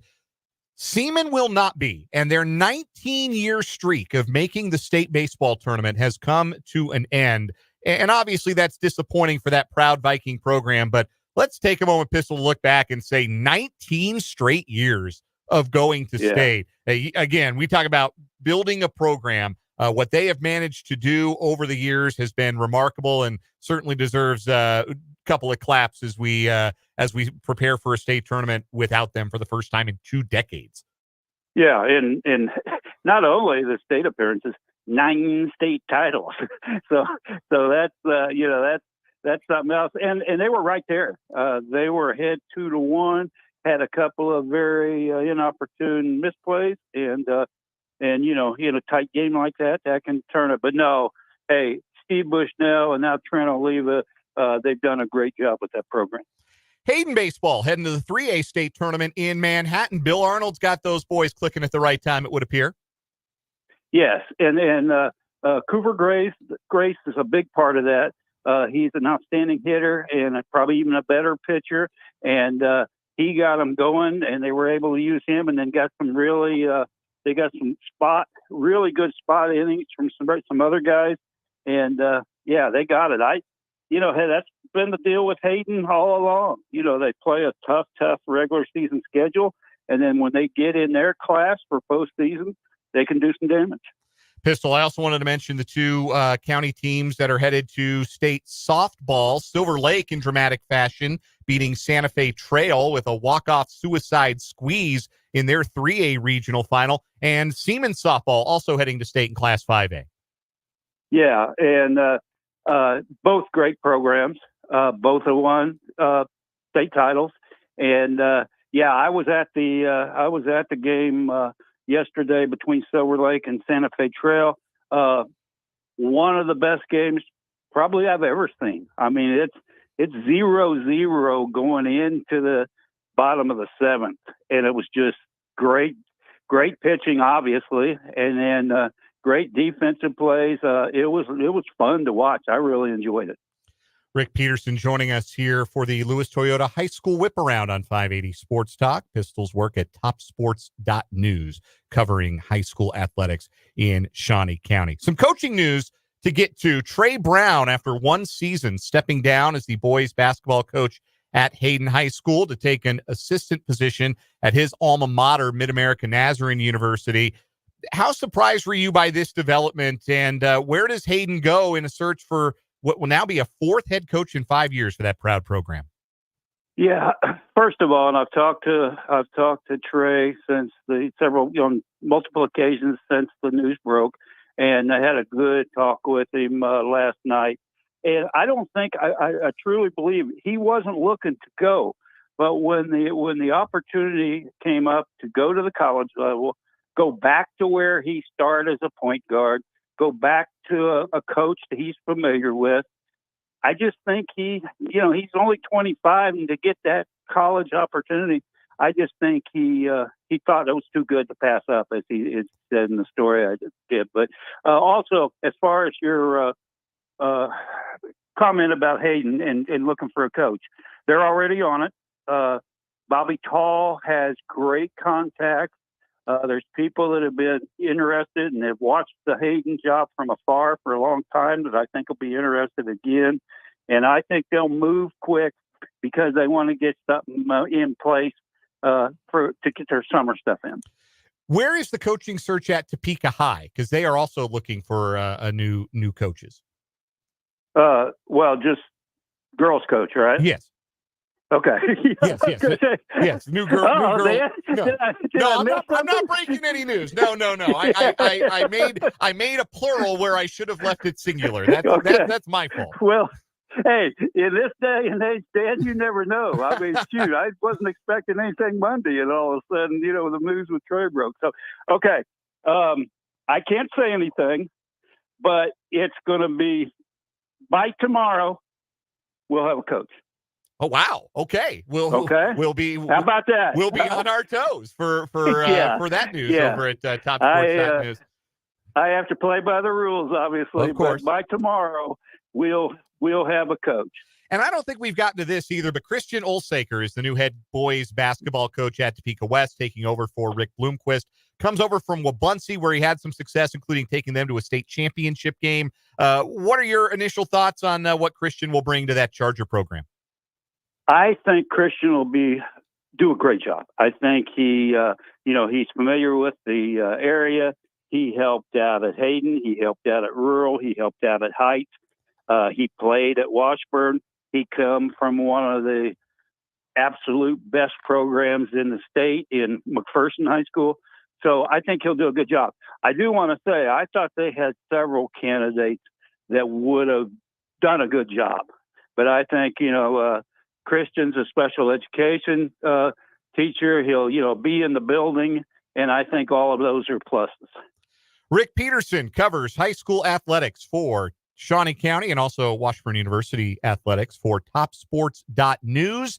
You can find him on Twitter at Peterson_Rick. And I guess if you want to know who Topeka High's girls basketball coach is going to be, you might want to check out topsports.news tomorrow, as well as checking out all of the breaking news from state boys golf next week, state girls swimming this weekend, state baseball and softball to come next week as well, wrapping up the athletic year for high school sports for 2023-24. Pistol, always a pleasure to have you join us in the Lewis Toyota High School Whip Around. Thanks for the time. We'll talk to you next week.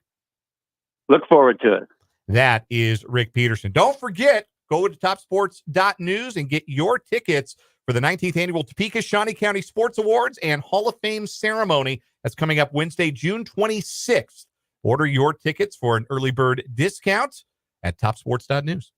Awesome stuff, as always, from Pistol. That was not quite full breaking news, but as close as we'll get to breaking news. Yeah.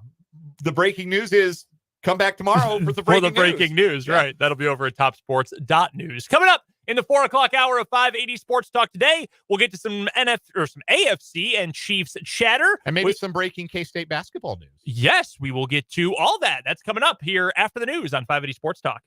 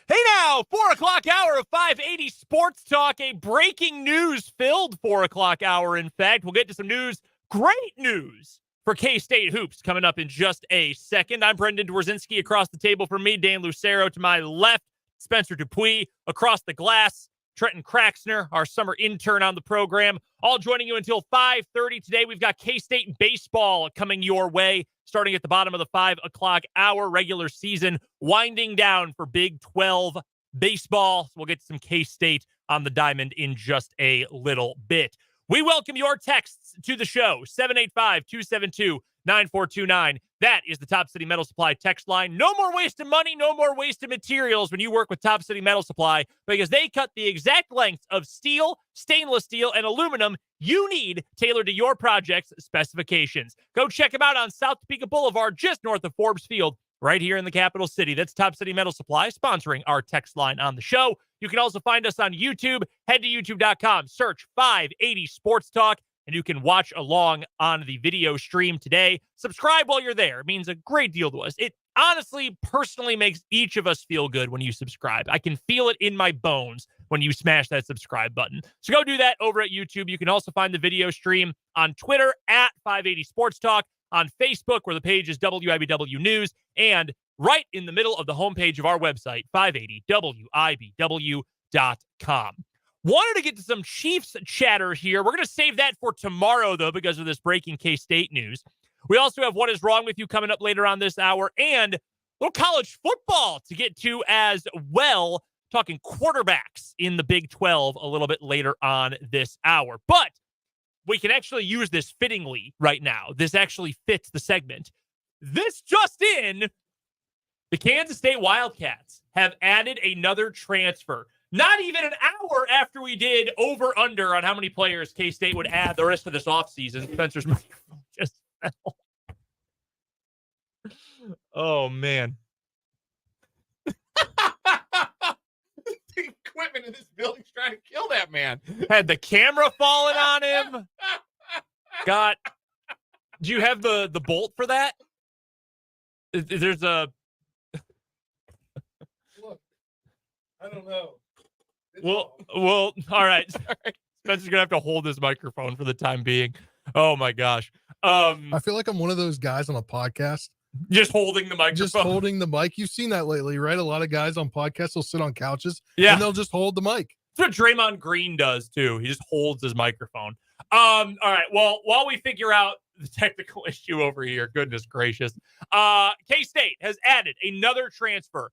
Former Samford Bulldog, Achor, who you may remember from the NCAA tournament. He played for old Bucky McMillan down at Samford. He was the big man for the Samford Bulldogs when they very nearly upset the Kansas Jayhawks in the first round of the NCAA tournament this year. K-State saw him and said, yo, what if?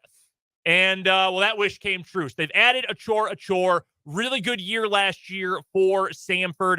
K-State is not going to play quite as wide open of a brand of basketball as Samford played, where it was pretty much like the closest thing you'll get in D1 to the Grinnell system. But they are going to play fast.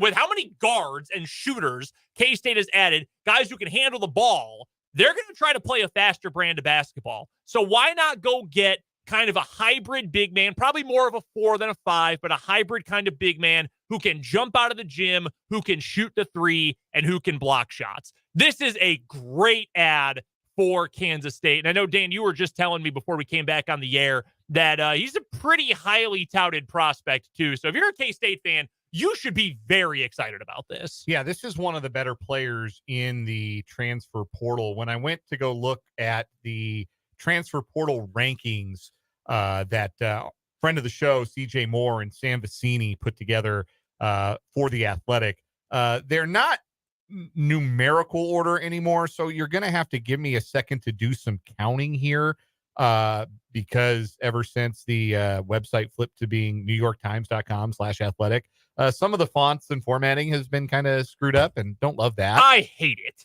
I don't like it either. 25. AJ Store's the 25th best prospect on this board, just to give you an idea. Clifford Amori, who K-State was very much in on ended up committing to Alabama as 27th. Zeke Mayo is 33rd on this list.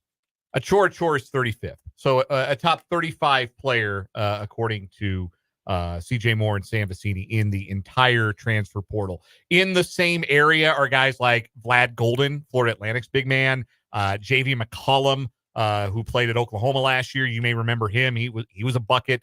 Doug McDaniels, a few spots lower. So this is a good get. And more impressively, this is one of the best players still left on the board that K-State could go and get and add to their roster for his final season of eligibility. Achor played 2 years at Chipola College in Florida, played the last 2 seasons at Samford. Last year averaged 16 points, 6 rebounds per game, shot 58% from the field, including 43.5% from deep on nearly 2 attempts per game, and also made 71% of his free throws. At 6'9", 222 pounds, he's strong enough to hold his own in the post, but obviously a competent enough shooter to play out a little bit. You and I were talking off the air, Brendan. It sort of feels like K-State very much wants to play like a 5-out sort of system this year, where you don't have that true back to the basket big. He's not on the roster. I should say not on the roster yet. They still have some space to take one if there's one out there that they like. But you don't have a back to the basket big on this roster. You've got some height. You've got some length in guys like David Gasson and Baye Fall and now Achor. But you don't have like the big burly Will McNair type of 5-man, or even a guy like Jarrell Colbert, frankly, on this roster. What you do have is you're more athletic in the front court. You can run the floor in the front court, and you can space the floor with a shooter like Achor in the front court as well. So I think this is shaping up to be a very different looking, style-wise, Kansas State basketball team in the 2024-25 season. And to be completely honest with you, good. I think things had gotten a little stale, and it was a talent thing as well with K-State this past year. But I think you can make a comparison to what sort of we've talked about with KU and what the Jayhawks have tried to do in the portal this year. And KU is going to run what KU runs. I mean, Bill Self's been there for 2 decades. We know what KU is going to run. But talking about, hey, look, if you are that coach, you're Bill Self, you are going to coach up the defense. Your defense is going to be fine. You're going to get to where you want to be defensively by the time you reach the NCAA tournament. You need dudes who get buckets. You need guys who can create. You need guys who are going to go and who are going to score. So go find those guys. Well, what has KU done? Zeke Mayo, bucket getter. AJ Storr, bucket getter. Rylan Griffin, same thing. He even has a little bit in terms of defensive chops. Go add those guys. K-State, last year, how would you have described this past season's offense? I would have started with a word like plotting. Way too Bruce Weber-y. That's what I would have said about the offense for K-State. I would have used some words I can't really say on the radio, frankly, to describe their offense at many times. I would have used words like, hey, Tyler Perry, please do something. That was their offense a lot of times, particularly late and close. It was plotting. It was slow. It was stultifying, tedious in a lot of ways. So to go from that to where you are now with shooters and guys who want to play quickly and a point guard, a true point guard, and Doug McDaniel, who's going to try to run the floor, play floor general for you, can shoot himself a little bit, a big man who can shoot, who's a rim runner.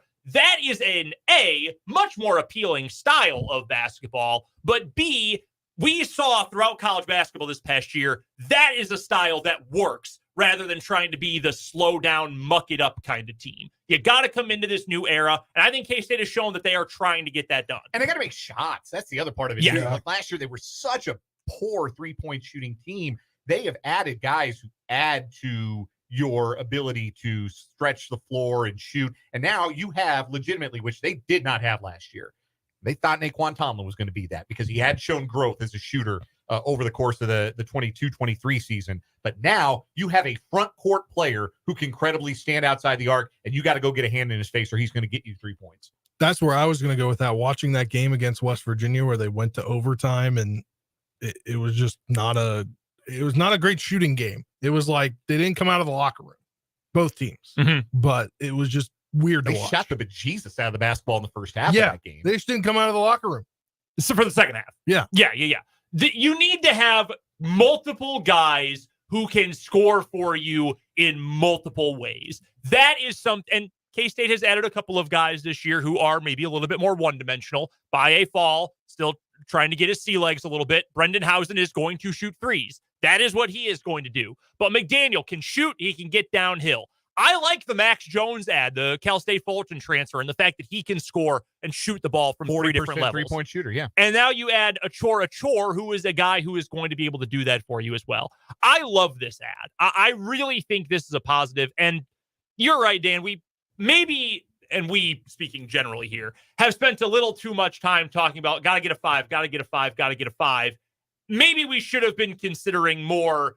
Maybe you're just going to change the style of how this team is going to play. We're going to bring Trenton Kraxner in here, our summer intern who is on the board today. Trenton, you actually got to see Achor up close and personal this past NCAA tournament. You were on the call for KU Student Radio when the Jayhawks took on Samford. What did you see when you saw him up close, and what did you hear when KU talked about having to face him?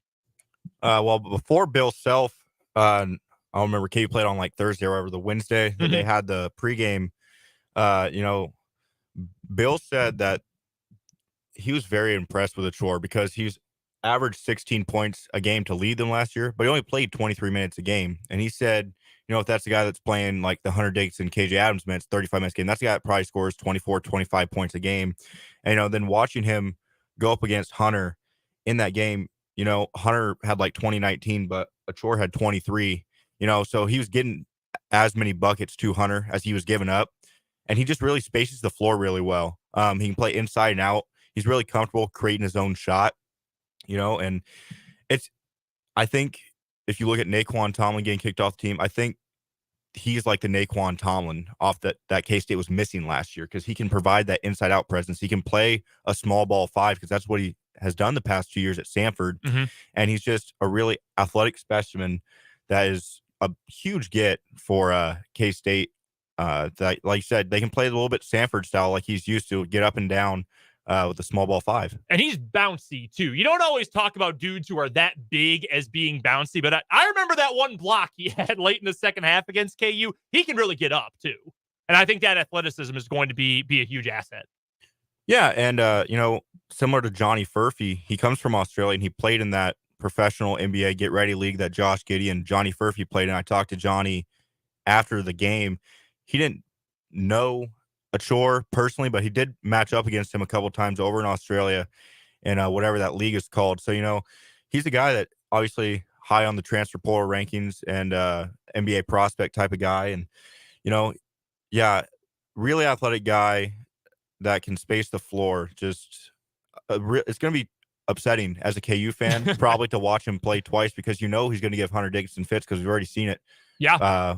In the biggest stage of them all. Well, and that's true too. And Trenton, thank you for the insight. That's very helpful insight into this. That is the other thing you have to consider here. What is going to play in the Big 12? You want to be among the better programs in the Big 12. You want to finish top half of the league. You want to be an NCAA tournament team. Look around the league. What are some of the things that you can exploit, you can take advantage of? Not a lot of teams are doing something like that, where they're trying to play race up and down the floor kind of basketball. And if you look at this roster through a new lens now, that, hey, they might not be trying to run what they've run the last 2 years. This might be a new system. I think you look at the additions they've made through the portal in a completely different way. And I think it makes things a lot more rosy for this K-State team going into next year. Yeah, I think you start to see a vision, like for what kind of basketball Jerome Tang wants to play, and it makes all of the additions kind of add up. It shows where he felt like they were deficient last year. Number one, depth. They were not deep. They were reliant on a lot of guys who were true freshmen to be depth, or redshirt freshmen, and they didn't get a whole lot from those guys until Day-Day Ames really came on in the second half of the season. So that was one thing they had to address, and they brought in a bunch of guys who have playing experience, those veteran college players. The other thing, obviously, is shooting. Brendan Housen addresses that. Max Jones addresses that. Doug McDaniel addresses that. Achor addresses that from the front court. That K-State had no floor spacing threat when they played two bigs. Like when they tried to play Gasson and McNair, Gross. Gasson and Colbert together. Not Colbert. It rhymed with McNair. That's That's my fair. bad. Totally fair. My bad. At least, you know what? Shut up. Be nice. Like when you play those two guys together, there was no spacing. There was no room for Tyler Perry to penetrate. There was no room for Cam Carter to go do anything or Kaluma to go get to the rim. So being able to play a big who can space the floor a little bit, and not just in the, oh my God, what a miracle that three-pointer that he was wide open to shoot went in way that David Gasson could stretch the floor. Like, this is legitimate. Achor took nearly 2 3-pointers a game and made 43.5% of them. He made 5 out of 9 threes in a game against Western Carolina. If you don't guard him, he can make you pay out there. So that is going to create more room for Doug McDaniel to slash, to play some driving kick, to get open looks for Housen and play that way. So I'm starting to see the vision for what Jerome Tang kind of wants this roster to be. And it might look a lot different from last year, and it might even look different from what it was when they went to the Elite Eight in year one. But I see a vision now, and it's a coherent roster building philosophy for what Jerome Tang thinks needs to be what it needs to be competitive in the Big 12. I was kind of like Dan. Like, my take is going to be kind of like Dan's take on this. I thought they were trying to replace who they lost specific. And I was like, how is that going to fit together? Like, even last week, I was kind of bullish on it. And when I think about adding Achor and the guys in shooting, and I just, that can shoot, excuse me, I think this team is going to look, it's going to be a different scheme than you're used to seeing them play. And if these guys can shoot the way that they've shot at their previous schools, I think we could see a hybrid kind of fast-paced team. I think K-State fans hearing this, I'm going to speak for you. I think you've got to be thrilled to hear that this is going to be a different kind of basketball. Because again, it was not fun basketball this past year. You look 2 years ago when you had 2 NBA guys, or at least 2 G League guys, 2 third-team All-Americans, with Noel really hitting his stride, and we knew how good Keontae Johnson could be. You could play a little bit more open. You could play fun. You could play a little bit more above the rim, things you really couldn't do this past year. One other thing that I think is worth bringing up here, we keep mentioning what former K-State player. Who do we keep Naquan Tomlin. Naquan Tomlin. Do you know who Naquan Tomlin was teammates with in 2021, 2022 at Chippewa College in Florida? Why it would be Achor. Achor. They spent, I believe, 2 seasons together, in fact. The year that ended in 2022, I know they were on the roster at the same time. And if we go back to 20 and 21 as well, so just Tomlin was on the team. No, they both were. Yeah, they were for 2 years. They were teammates together. I asked Fitz last week about, I was thinking more internationally. I was saying, do you think, does K-State have those connections at the JUCO level? Do they have those connections internationally where they can get a good feel and can find the right guys from these other markets? Markets isn't maybe the most flattering word, but these markets where they can go get other guys who can fill out this roster. And Fitz said, yeah. I thought specifically he was mentioning internationally. Well, maybe they've got those guys at the JUCO level here too. Because if you're getting production, even what Tomlin was in 22-23, if you're getting that kind of production from Achor this coming year, not even a step up, just that equal kind of production totally changes what this team can be this year. So if you're a K-State fan, we'd love to hear from you either on the Top City Metal Supply text line or in the comment section on YouTube, Twitter, Facebook, wherever else. Would love to hear what the excitement level is, because I think you should be thrilled to be getting a guy like this. We also have a pronunciation for the other K-State edition today out of Ellsworth Community College by way of Galway, Ireland. Moby Ike Garuka. Ike Garuka. Ike Garuka. So get rid of the W. Ike Garuka. Ike Garuka. All right. Yeah. Silent W. That's Ike easy Garuka. enough. Yeah. I'm going to save that in our show notes so I don't forget it. Ike Garuka. Very awesome. Good day for K-State. Ike Garuka is going to be bench depth. He's a project. That's not a guy you bring in and say, okay, yeah, 19-10 at Ellsworth Community College. That's going to translate immediately to the Big 12. No, but watch the tape and you can see how maybe a year of development and practicing against Big 12 competition, that athleticism could translate into something. On3 said he's got 3 years of eligibility remaining, which is good because this year's probably, if not a real red shirt, it might be a very much developmental year. And then you've got 2 years of him. The good day for K-State basketball. Bad last weekend. This makes up for it. Today absolutely makes up for those misses last weekend. We've got to get to what is wrong with you. That comes up on the other side of the break. We'll move on to some Big 12 football at the end of the hour. We're talking quarterbacks here on 580 Sports Talk.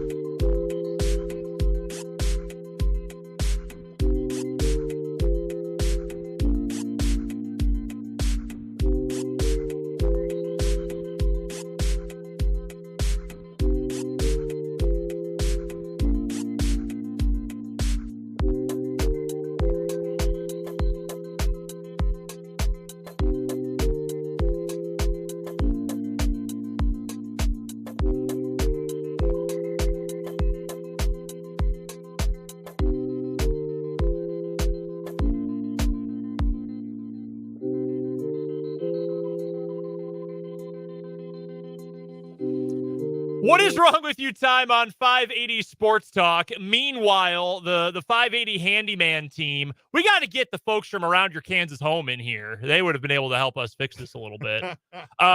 If you weren't watching on YouTube or heard us last segment, right in the middle. I would be extremely careful with how you grab. Yeah. I grab it by the arm. Yeah, grab it up here. I wouldn't touch the microphone. I grab it by the arm. Spencer's microphone fell down right as I was introing the K-State breaking news last segment. It was very funny. Like, it's not even, I don't know how it fell off. I don't know, but it's very funny. That is now a camera and a microphone that have fallen down on Spencer in the last few weeks. Yeah. Both very funny. I'm glad you didn't get hurt. And it's very, very funny that happened. But it looks like it's all fixed. Yeah. Looks like it's good. But for now, just grab it up here. I think, don't do it. Just leave it. That's all we need to do. We got an hour and a half today. As long as we can get through that, we're going to end up being just fine. All right, let's get to today's What Is Wrong With You. Our current winner for the week, Roderick Wilmot, former Indiana Hoosier, who instead of using money from his AAU team, his basketball academy, the tuition being paid by the players and their families for travel expenses or to get into tournaments or to do any number of things, used it to buy OnlyFans subscriptions and fancy hotel stays. That's what he did. And that's what a grown man did. What an all-time loser. Posted up at the Hampton Inn looking at pictures of women in various states of undress while his team stayed at the Motel 6. And he couldn't even afford those, right? Wasn't a part of the story that he still owed a bunch of money to other? Yeah, had a bunch of gambling debt and whatnot too. And I think he owed to other hotels. Yeah, real winner he is. All right, Spencer, why don't you go first with your What Is Wrong With You story today? All right, this comes from the great state of Florida, Orlando. Fox 35 in Orlando says Florida man allegedly waves gun at bartenders who told him bar was closing. He said, "Who needs to leave?" A Lake County man landed himself in jail after he allegedly threatened two bartenders with a gun because it was time for the bar to close. Carlton Lacey, 39, was arrested and charged with 2 counts of aggravated assault, resisting arrest, and possession of a weapon by a convicted felon on Sunday, according to the arrest affidavit from Lake County Sheriff's Office. Deputies responded to Big Dog Saloon in Mount Dora at around 2:15 a.m. Sunday in reference to an assault. Never good. Nothing good happens after 2 a.m. They spoke with 2 bartenders who said Lacey allegedly pulled a gun on them after they had told him it was time for the bar to close, the affidavit said. One of the bartenders said she was telling patrons it was time to leave, and Lacey allegedly grabbed his gun from his waistband and said, "Who needs to leave?" And then waved the gun in the air in her direction, the affidavit said. Then the other bartender asked Lacey to leave, and he responded by grabbing his gun from his waistband a second time and pointing it at her chest. "Keep playing with me, B-word," Lacey told the bartender, according to the affidavit. Multiple witnesses confirmed to police they saw Lacey with a gun and waving it around inside and outside the bar. Deputies located Lacey in the parking lot, but he's accused of running away. The bartenders were able to give deputies the license plate to the car that he arrived in, and deputies conducted a traffic stop nearby. 3 men were inside, one of whom matched Lacey's description. He was tased and taken into custody because, again, he resisted arrest. He denied having a gun or threatening the bartenders, the affidavit said. Deputies were not able to locate a gun inside the vehicle or in the area where Lacey allegedly run. He remains in custody with a $21,000 bond.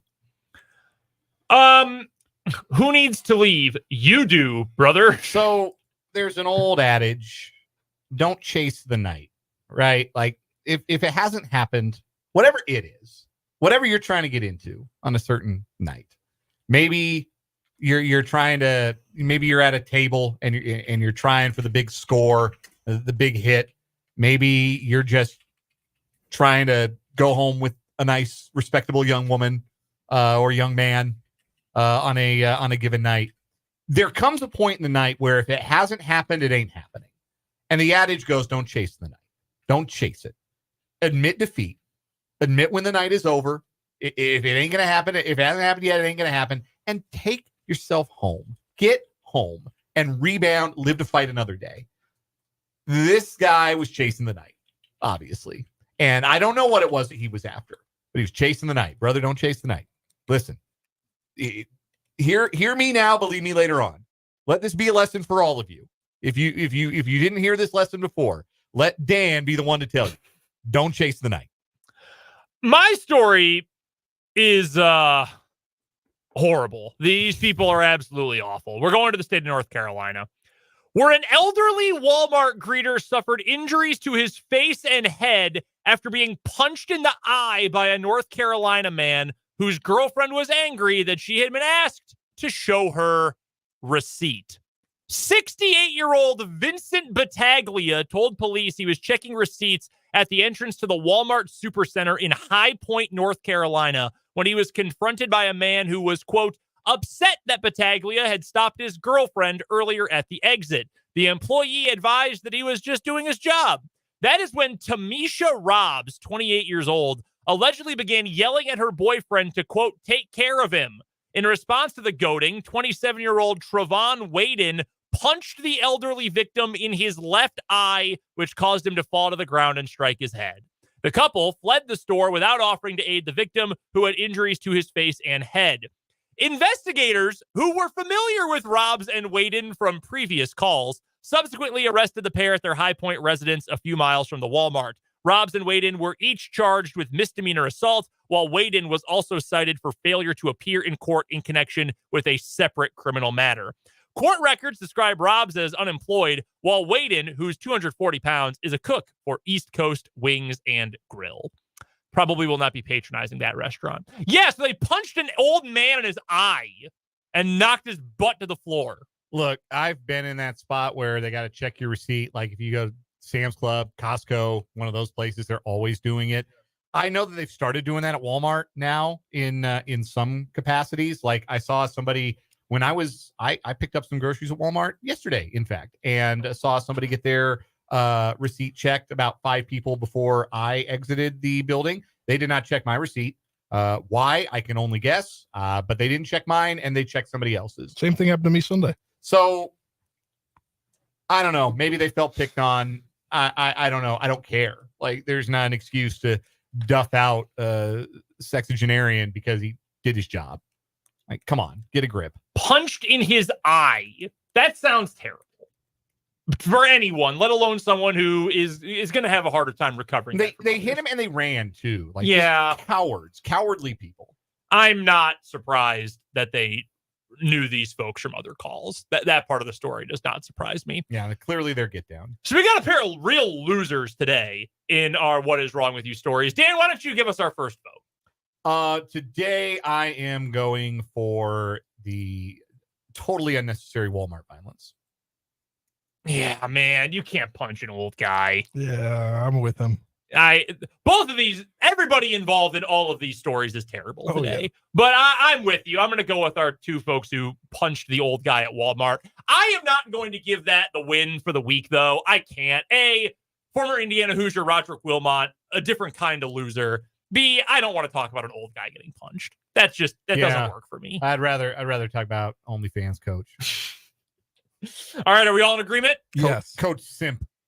Coach Sam. Good text before we leave this one in the past from the 316 and the Top Email Supply text line, referring to that story as a low point in High Point. Ha. Well done.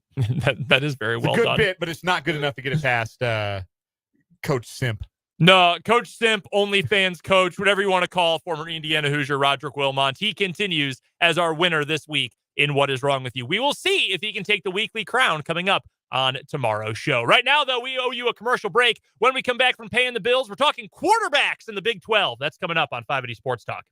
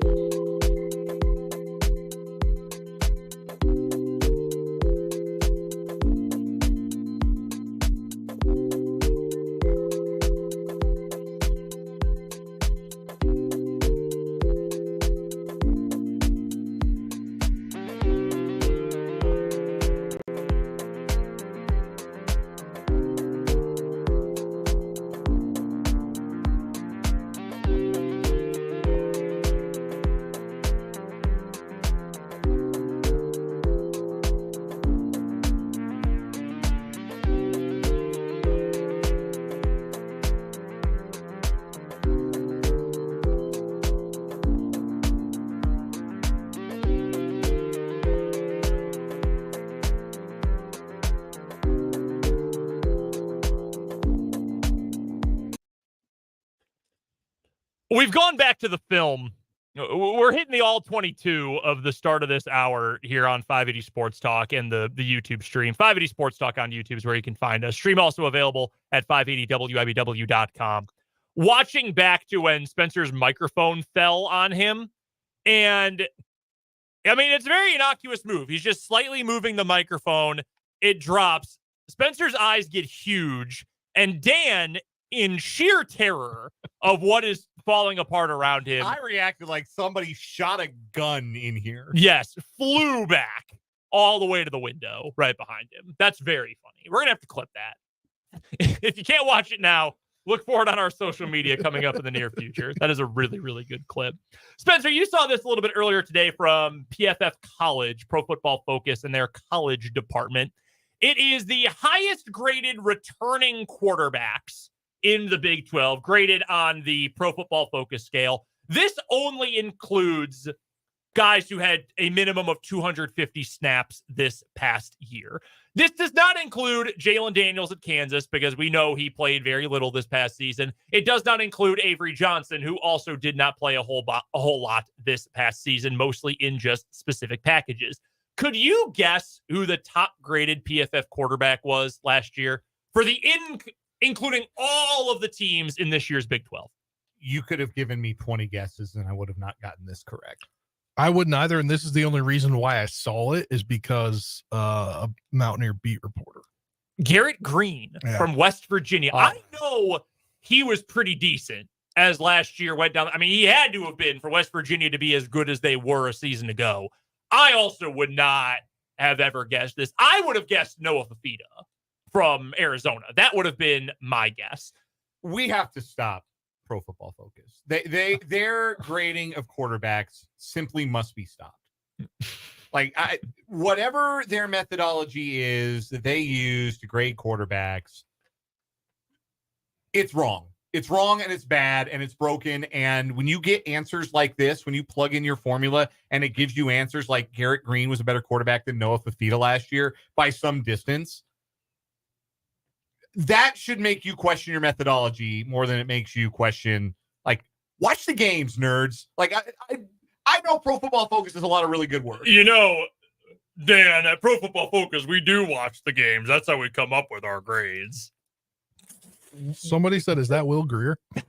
Those look like Will Greer. That would have made more sense than Garrett Green. There is no known universe where you could tell me that you would rather, like, I know that Shedeur Sanders is a very polarizing person right now for a lot of reasons. But if I went to 10 people who watched any amount of college football last year, say, who would you rather have taking snaps for your college football team next year? Garrett Green or Shedeur Sanders? 10 out of 10 are telling me it's Sanders. 10 out of 10. If I asked you Garrett Green or Noah Fafita, 10 out of 10 are giving me Fafita. If I asked you Garrett Green and DeQuan Finn, the MAC player of the year last year, it might not be 10 out of 10, but it'd be a lot of Finn. I like to look at Pro Football Focus rankings, just personally. I look at it more as, like, you don't look at the specific number. I would rather see, like, the range. Like, okay, who are the guys who are close together? Like, Green's number is more than 2.5 points ahead of Shedeur Sanders. But when you're talking about numbers at 91 and 88 or 89, like, okay, those are pretty similar. They've got them on a fairly similar playing field. There is a fairly decent gap, though, between where Noah Fafita is and where Garrett Green is. And that is an issue for me. I think Noah Fafita is really good. I think he is in for a really good year. The other thing, too, completely lacking context, Sam Heward is third. He's the guy who just transferred in. He's going to back up Cam Rising this year, probably start the year after for Utah. His grade last year was 82.9. Dan, do you know where Sam Heward played last year? Not in the FBS. Cal Poly. California Polytechnic. I would not even care about putting his stats in here, to be completely honest with you. The other guys on the list who qualified for this, and I think there are 10 in total who did. Fafita is fourth after Green, Sanders, Heward above him. DeQuan Finn from Baylor, fifth. Zion Chris from Houston. He and Donovan Smith are both on this list. I assume Smith is going to start the year at quarterback. That's my guess. He's their guy. KJ Jefferson, who transferred from Arkansas to UCF after kind of a down year at Arkansas. Everyone had a down year at Arkansas. Rocco Becht at 9, Josh Hoover from TCU at 10. I like Rocco Becht better than I like a lot of guys on this list who were graded higher than him a season ago. I thought for a freshman who did not start the year as their starting QB, I thought he showed a lot of good things for Iowa State down the stretch last year. Josh Hoover, any given snap, could be Joe Montana or he could be Jeff Toole. Like, he could be either of those guys on any given dropback. I have no idea if he's good or not. His good was really good. His bad was awful. Yeah. I don't know. I think this is a decent group of quarterbacks, all things considered. I really like the Big 12's quarterbacks. I think this was going to make it such a fun league. Is there are a lot of teams with really settled situations of quarterbacks and guys that not only they believe in, but guys who can be at their best electrifying. And look, I don't mean to say this to crap all over Garrett Green, who I think is a good quarterback. I just don't think he's better than Shedeur Sanders. I don't think he's better than Noah Fafita. I don't think he's better than KJ Jefferson. I think KJ Jefferson's problem last year is using that retrograde Arkansas offense. Yeah. I think you put KJ Jefferson with a coach who knows a little something about offense like Gus Malzahn, he's going to be a lot of fun at UCF this year. Jefferson is a tough one for me because I think, like, again, we've seen what the best that KJ Jefferson has ever played was also probably the best game Jalen Daniels ever played. It was the 2022 Liberty Bowl. Yeah. That is one of the greatest games in the respective history of both of those programs, Arkansas and Kansas. Can he be accurate enough? I think the answer is, and I really mean enough. Like, you don't need him to complete 80% of his passes because that should be a very high-powered, big play kind of offense. You just need him to be accurate enough. Like, 60% should be enough in that offense, the way they want to play, the way they should be able to play, especially with a roster that this year will be more prepared for Power 5, Power 4. It's going to we'll have to take some getting used to. Power 4 football better than they were even a year ago when they were pretty solid. So I like Jefferson there. I thought Donovan Smith showed some mostly nice things for Houston a year ago. Again, I like Rocco Becht. When you look at this group of quarterbacks, and I don't necessarily need a full ranking right now, but if you're talking about groups of quarterbacks, or maybe you do feel like one of these guys is for sure number one, where do Avery Johnson and Jalen Daniels fall? I think the biggest question for Avery, if we're talking outside of being close to the K-State program, we're high on him. K-State is obviously very high on him. The fans of K-State are. I think most of the Big 12 would tell you we just want to see more of it and in a bigger role, because outside the bowl game, he really didn't throw the ball all that much when he was in. We just want to see more. The big knock on Daniels is he going to be on the field? Like, we know how good Jalen Daniels is. Can he play more than 3 games? Can he play more than 6 games? Because if he can, I think Jalen Daniels has a claim to be one of the 2 or 3, if not number 1, best quarterback in this conference this year. But you don't know if you're going to get that out of him. So those are the 2 hangups I would think most people feel like they have in both Johnson and Daniels. I feel like we need to follow this up and draft the Big 12 quarterbacks, because I think that there are a lot of, like, there's some tremendous upside with so many of these guys, but there are also questions like, how healthy is Cam Rising? How healthy is Jalen Daniels? This is going to be Avery Johnson's first full-time year as a starter. Daquan Finn, who was awesome in the MAC last year. It's also the MAC. Like, what's it going to look like in the Big 12? Yeah. KJ Jefferson, 2 years ago, excellent. Last year, looked like he should have converted to tight end. Who's the real KJ Jefferson? There are a lot of questions about a lot of these guys. Shedeur Sanders, the arm is obviously there. Can he stop taking sacks? I think we need to put a pin in this, and I think a draft. My notepad is open on the computer right now. That is pinned down. That we will do that, because I think you're right.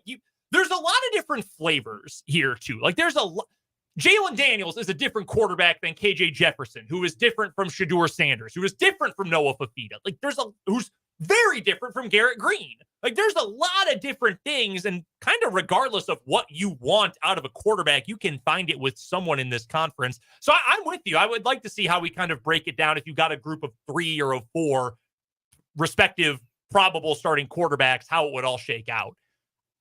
This also isn't even considering a guy like who you just mentioned, Cam Rising, who is in his mid-20s. Yes. Didn't play at all last year, if I'm not mistaken. Didn't play at all. And so hopefully he's going to be fully healthy, fully recovered. They've got a really old team and a really good coach and a good offense.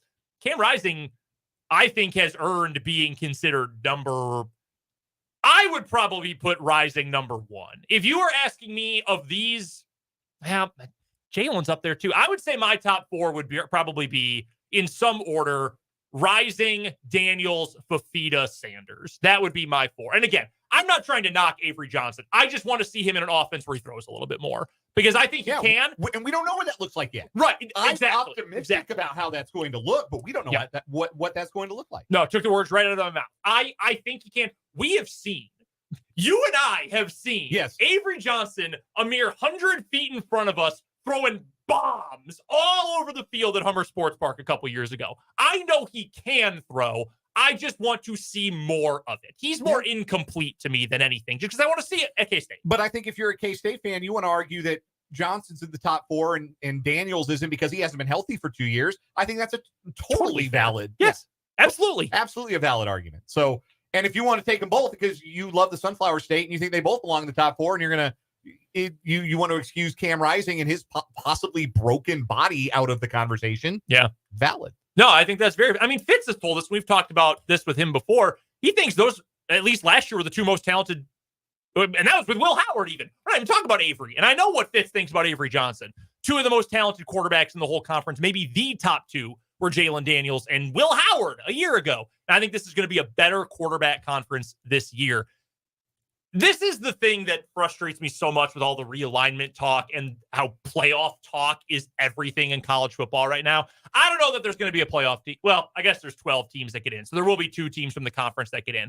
I'm just excited for football in this conference. Like, there are going to be so many different looks, so many good coaches, programs like West Virginia where you want to see if it's for real. How will Utah adjust to a different kind of travel schedule that's a good team, really well coached? How will they adjust to new faces, new travel? How will the old guard fare with facing Colorado, Arizona, Arizona State, Utah this year? I'm thrilled. I'm super excited for what this conference has to present. And for some of these other, Josh Hoover, can you go more than 2 snaps without making a mistake? Rocco Beck, can you take another step forward? This should be a great year of football in the Big 12. I cannot wait for it to be ruined to the first broadcast on ESPN where they say, oh, well, yeah, this is nice. Anyway, playoff. Anyway, realignment, I'm sorry. I should not have used this for time to vent, but I'm just so frustrated about it because this should be an awesome, awesome football league coming up this year.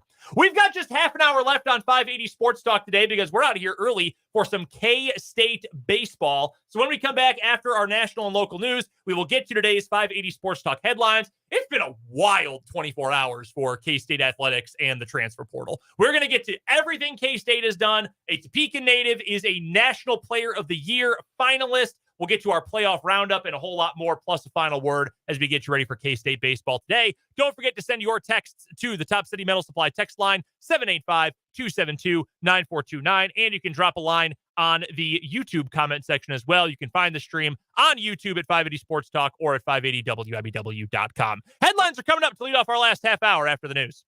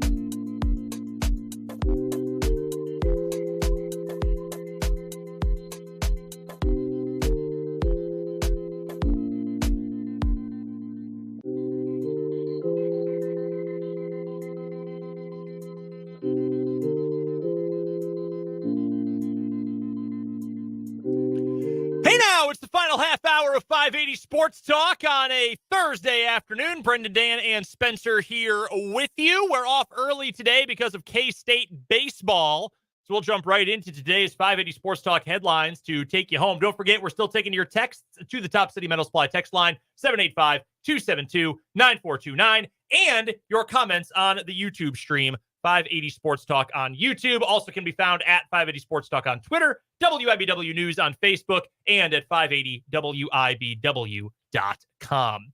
Let's start things off, gentlemen, with a whole bunch of transfer portal news for Kansas State Athletics. We are going to start with basketball. This was our lead story at the top of the hour, the 4 o'clock hour. The newest member of the K-State basketball roster, Achor, who previously played for the Samford Bulldogs for the last 2 seasons, former JUCO teammate for 2 years with former Wildcat Naquan Tomlin. He is the newest add for Jerome Tang and the Wildcats. Last season, 16.1 points per game, 6.6 rebounds per game, 6.1 rebounds per game, almost 2 blocks a contest as well. The former JUCO player at Chippewa College down in Florida. He was named to the all-tournament team in the Southland Conference this past year. Had a big game, you might remember, against the Kansas Jayhawks in the NCAA tournament. He is the newest member of the Kansas State basketball roster. That is, of course, shortly after, earlier this afternoon, K-State also added a JUCO transfer, Chimobi, and I saved this, Ikegaruka, who is originally from Ireland. Galway, Ireland, was a JUCO Division II All-American, second-team All-American this past year, averaged 19 points, 10 rebounds a game at Ellsworth Community College in Iowa Falls, Iowa. Both of them are joining the K-State roster. So a couple of really, really big adds for Jerome Tang today. A former Kansas State basketball player also found his new home yesterday, Day-Day Ames, the former point guard, former Chicago Player of the Year. He was one of the highest rated recruits for Jerome Tang's first full recruiting cycle. After 1 year in Manhattan, he is transferred to Virginia. I read today some Virginia fans were under the belief, based on the other players Virginia has added, that Tony Bennett might be making some adjustments to his scheme for this coming year. About damn time. I will believe it when I see it, but that makes sense. If they wanted a guy who's got a high ceiling, who can play right away, either as your 6th man or starting 1, maybe 2, in Day-Day Ames. So he is headed to Virginia. One note on K-State football as well. Taquan Roberson is the new backup quarterback for K-State. He started a few games this past year for UConn. Chris Kleiman wanted a veteran backup quarterback, which makes some sense. You're going to have a sophomore starting quarterback this year with 1 career start under his belt. It was a bowl game this past year. Looks like Avery Johnson might be a star, but you want to have some real depth behind him. The other thing is, both under Chris Kleiman and Bill Snyder before him, you know what happens to K-State quarterbacks all the time? They get hurt. Having a guy with starting experience who has played at a decently high level before, who can come in, he's a good athlete, that's a really, really, really nice backup to have. So Taquan Roberson is the new backup quarterback for K-State football. I do not believe he is related to El Roberson. Spelled the same way for the last names. As far as I'm aware, they are unrelated, though. So that name has worked out well for K-State, so you're not going to pass that up. That quarterback room had essentially evacuated after last season, making way for Avery Johnson. Jacob Knuth was still there. Who's the kid from Washburn? Samancic, that transferred in to kind of be in the quarterback room, but B, like, move towards a coaching career as well and get that experience at the highest level. But they did need somebody who, if Avery's got to miss a series because he lands hard on a knee or gets his wind knocked out or worse, and obviously that's nobody's wishing that on him, but if something were to happen, you need somebody who's taken some meaningful college snaps, because the ambition is not, we're developing this kid, and if we lose him, we're screwed. The ambition at K-State is we want to win a Big 12 championship, and you have to have some depth at quarterback. playable veteran depth at quarterback if you want to do that. So kudos to them for filling that need. Yeah, really big day for K-State, though, to add depth, to add a starter. Achor should be starting for K-State this year. Yeah, I imagine right now he's the 4 and Gasson is the 5. If they're, because now it feels like they're fully committed to small ball. Mm-hmm. Yes, I would agree. So I think Gasson is the 5, and Baye Fall first off the bench in the post. Mm-hmm. Buddy Rich maybe playing a little bit of undersized 4, maybe some 3. But that's the front court mix right now for K-State. Yeah. So as bad as it was, I think it was 2 weekends ago, maybe 3 now for K-State in the portal basketball wise. Huge day today. Really, really good day, and a good day for the football program as well. First headline for me, it is a major championship week in golf. The PGA Championship is underway at Valhalla in Louisville, and Xander Schauffele set a PGA Championship record with a first round 9 under 62, absolutely blitzing the field. Schauffele, who has yet to win a major title, but does have an Olympic gold medal from back in the 2020 Olympics, which were, of course, held in 2021, is 3 shots clear of the rest of the field. Tony Finau and Sahith Theegala, each with 6 under 65s. Rory McIlroy and Scotsman Robert McIntyre, each with 5 under par 66s, are 4 shots back. Big group, 5 shots back at 4 under par, including defending PGA Championship champion Brooks Koepka.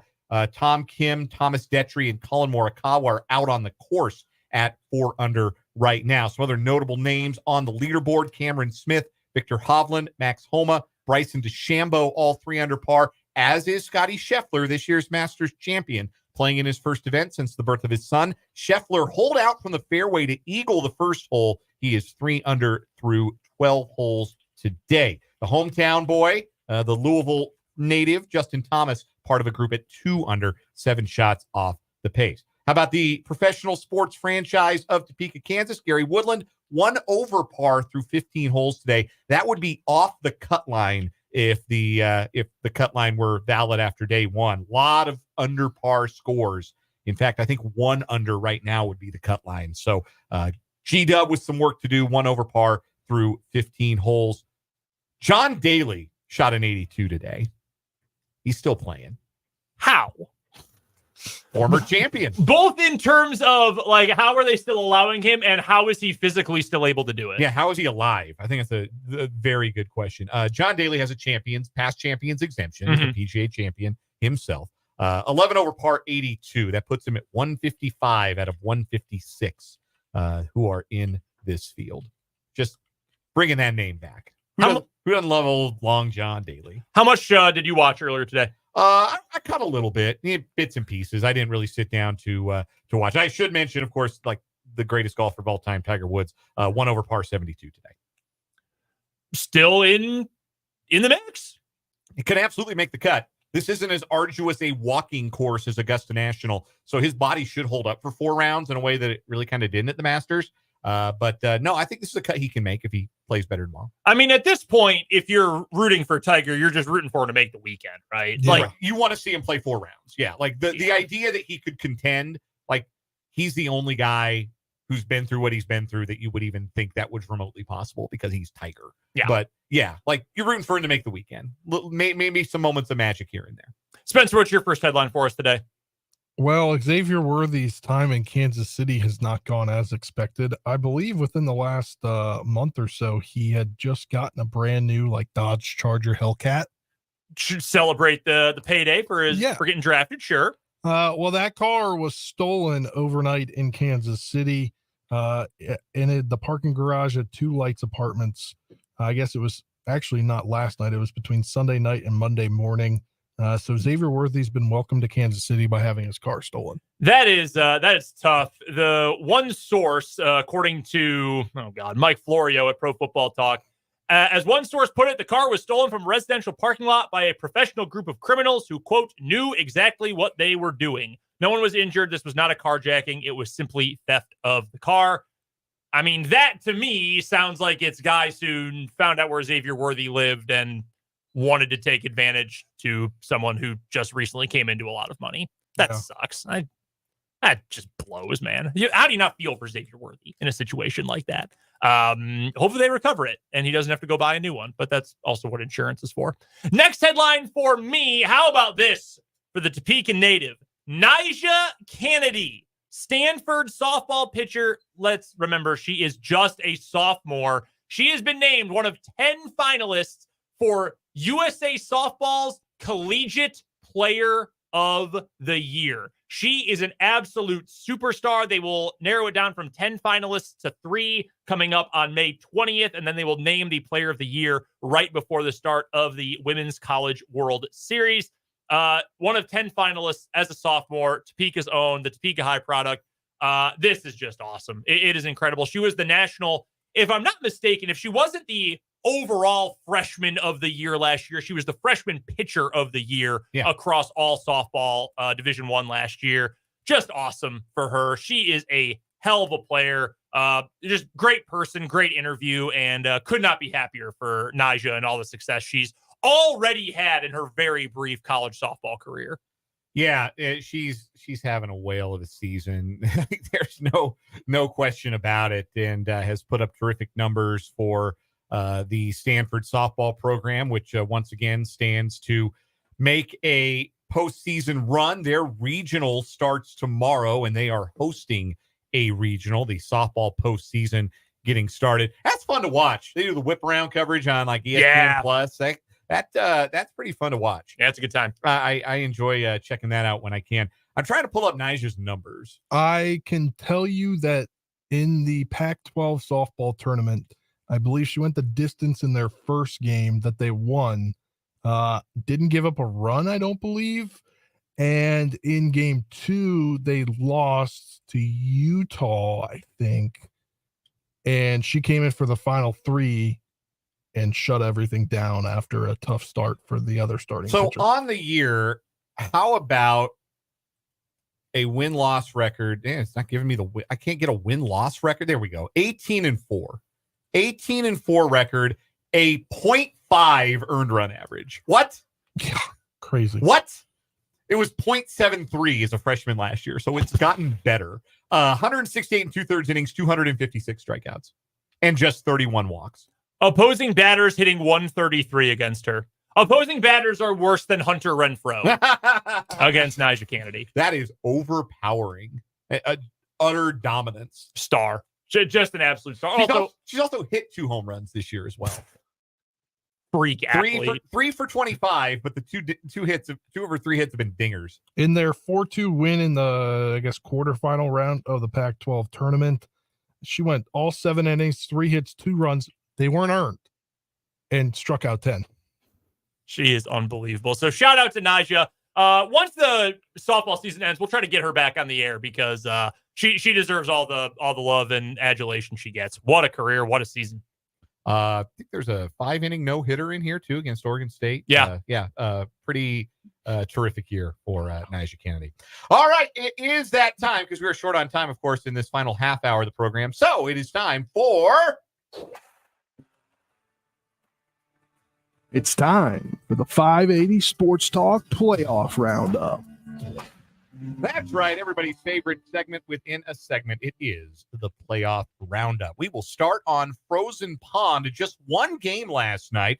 The Colorado Avalanche staving off elimination with a 5-3 win at Dallas. Cale Makar scored twice as the Avs avoided being bounced out of the Western Conference semifinal with a road win. Game 6 of that series will be in Denver tomorrow night. Every semifinal has gone or will go at least 6 games in the NHL. So we've got some drama, including out east, where for a third time, the Rangers will try and eliminate the Hurricanes tonight. The Rangers had a 3-0 series lead, but the Canes have won games 4 and 5, and game 6 is at PNC Arena in Raleigh tonight. Also, we have not just a game 5 when the series is tied. What is it?